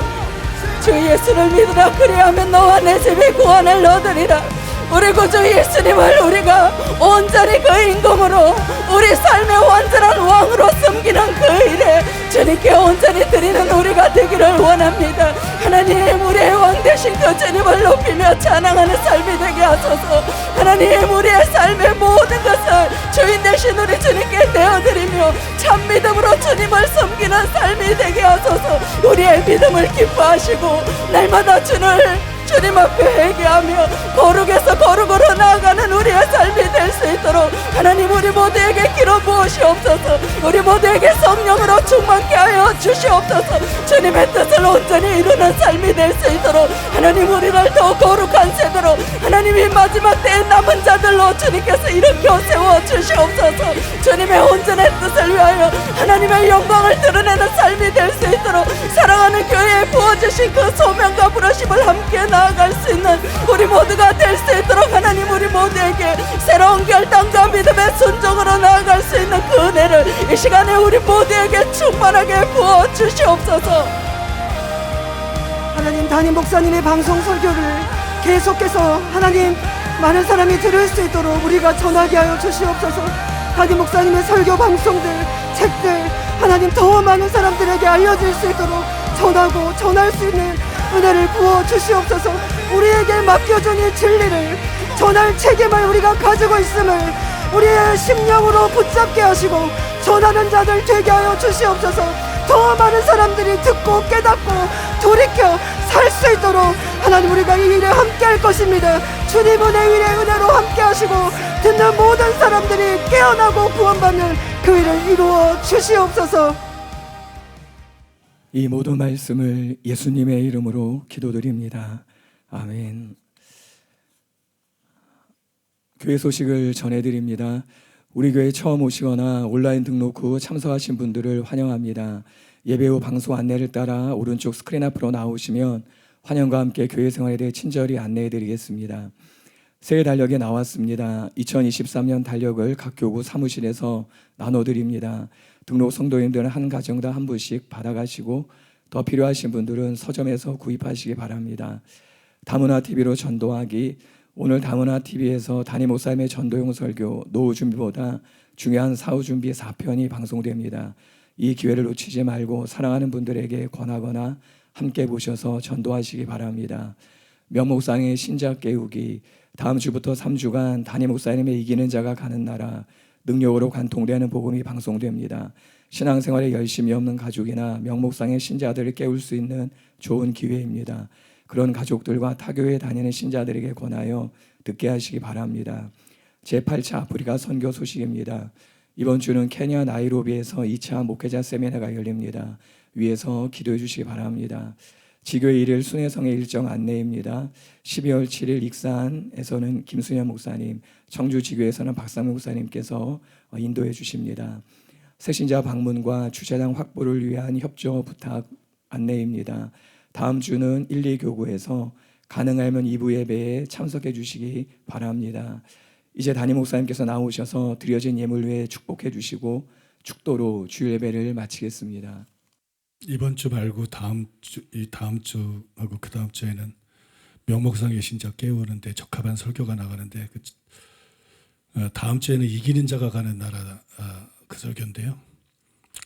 이제 제가 그때 눈을 많이 깜빡이더라고 보니까 눈이 되게 많이 깜빡일 때가 있었죠. 요새는 괜찮아졌는데 별거 다 해요. 눈도 깜빡였다가 뒤로 젖혔다가 눈을 많이 깜빡일 때가 있었어요. 근데 그 설교가 눈을 많이 깜빡이더라고요. 근데 제가 방송 내보내기 전에 작업을 해야 되는 들어봤는데 강력하더라고요. 끝까지 들어보면 아주 강력해. 인생 설교라는 거 있지. 인생 설교 강력해요. 그래서 명목사 신자 깨우는데 굉장히 도움되고 들어본 사람도 다시 들어도 아주 강력하기 때문에 꼭 그 신앙생활 똑바로 하는 가족들이나 친척들 다 듣게 하시기 바라고 그 뒤에 이제 그 다음 주 것도 그렇고 여러분들 그렇게 활용하시기를 바랍니다. 기도하겠습니다. 아버지 감사드리고 찬송드리고 찬양드리며 주님께 영광을 돌립니다. 모든 것이 하나님의 은혜입니다. 우리에게 진리의 빛을 비춰주시고 항상 올바른 진리 가운데로 인도하시는 주님 감사드리고 찬송드리고 찬양드립니다. 우리가 진리를 알 뿐만 아니라 행하는 사람들 다 되게 하여 주시옵소서. 행할 수 있도록 말씀을 통해서 우리의 마음을 새롭게 하시고 성령을 통해서 우리의 마음을 새롭게 해 주시옵소서. 이 시간도 새 영을 주시고 새 마음을 주시고 굳은 마음 제하시고 부드러운 마음 주시옵소서. 우리 생각에 하나님의 말씀이 기록되게 하시고 우리 마음에 하나님의 말씀이 기록되게 하여 주시옵소서. 의무가 아니라 즐거움으로 하나님 말씀대로 사는 우리가 되게 하여 주시옵소서. 아버지 성령을 불부터 부어 주시옵소서. 아버지 주의 은혜 감사해서 오늘도 하나님 앞에 예물을 드렸습니다. 주일원금 11조 감사헌금 각종 예물을 주 앞에 올려드렸습니다. 주님 영광 받으시고 높임 받아 주시옵소서. 예물 쓰이는 곳에 주님 역사해 주셔서 수많은 영혼들 구원받게 하시고 진리가 퍼져나가게 하여 주시옵소서. 교회들이 개혁되는 역사가 일어나게 만들어 주시옵소서. 아버지여 정성껏 예배드리는 성도님들을 예수님의 이름으로 축복합니다. 양손에 재물 얻을 능력을 주시옵소서. 양손에 재물 얻을 능력을 주시옵소서. 쌓을 것이 없도록 복을 부어 주시옵소서. 하늘 복을 여시고 복을 부어 주시옵소서. 아브라함에게 부어주셨던 큰 복을 부어주셔서 복의 근원 사명 감당하게 하여 주시옵소서. 사랑하는 교회와 우리 성도들을 통해서 천하 만민이 복받는 역사가 일어나게 될 줄로 믿습니다. 그대로 되게 하여 주시옵소서. 아버지 우리 모두에게 성령을 물부터 부어 주시옵소서. 성령 충만 주시옵소서. 이 시간도 성령 충만 주시옵소서. 성령의 내적 충만과 외적 충만 주시옵소서. 성령의 열매 맺게 하시고 성령의 은사들이 우리의 삶과 사역 속에 풍성하게 나타나게 하여 주시옵소서. 병든 사람을 위해서 기도합니다. 주님 만져 주시옵소서. 이 자리에 계신 주님 고쳐 주시옵소서. 예수님의 이름으로 치유 될지어다. 예수님의 이름으로 치유 될지어다. 예수님의 이름으로 이 시간에 질병은 치유 될지어다. 고통은 떠나 갈지어다. 비정상한 정상이 될지어다. 감기에서 아메리기까지 예수 이름으로 지금 즉시 치유 될지어다. 예수 이름으로 지금 즉시 치유 될지어다. 병마도 예수 이름으로 떠나가고 문제 일으키는 귀신들도 예수 이름으로 떠나갈지어다. 죄짓게 하는 귀신들도 예수 이름으로 떠나갈지어다. 모든 악화가 더러운 영들은 예수 이름으로 물러갈지어다. 예수 이름으로 물러갈지어다. 예수 이름의 권세로 자유케 될지어다. 예수 이름의 권세로 자유케 될지어다.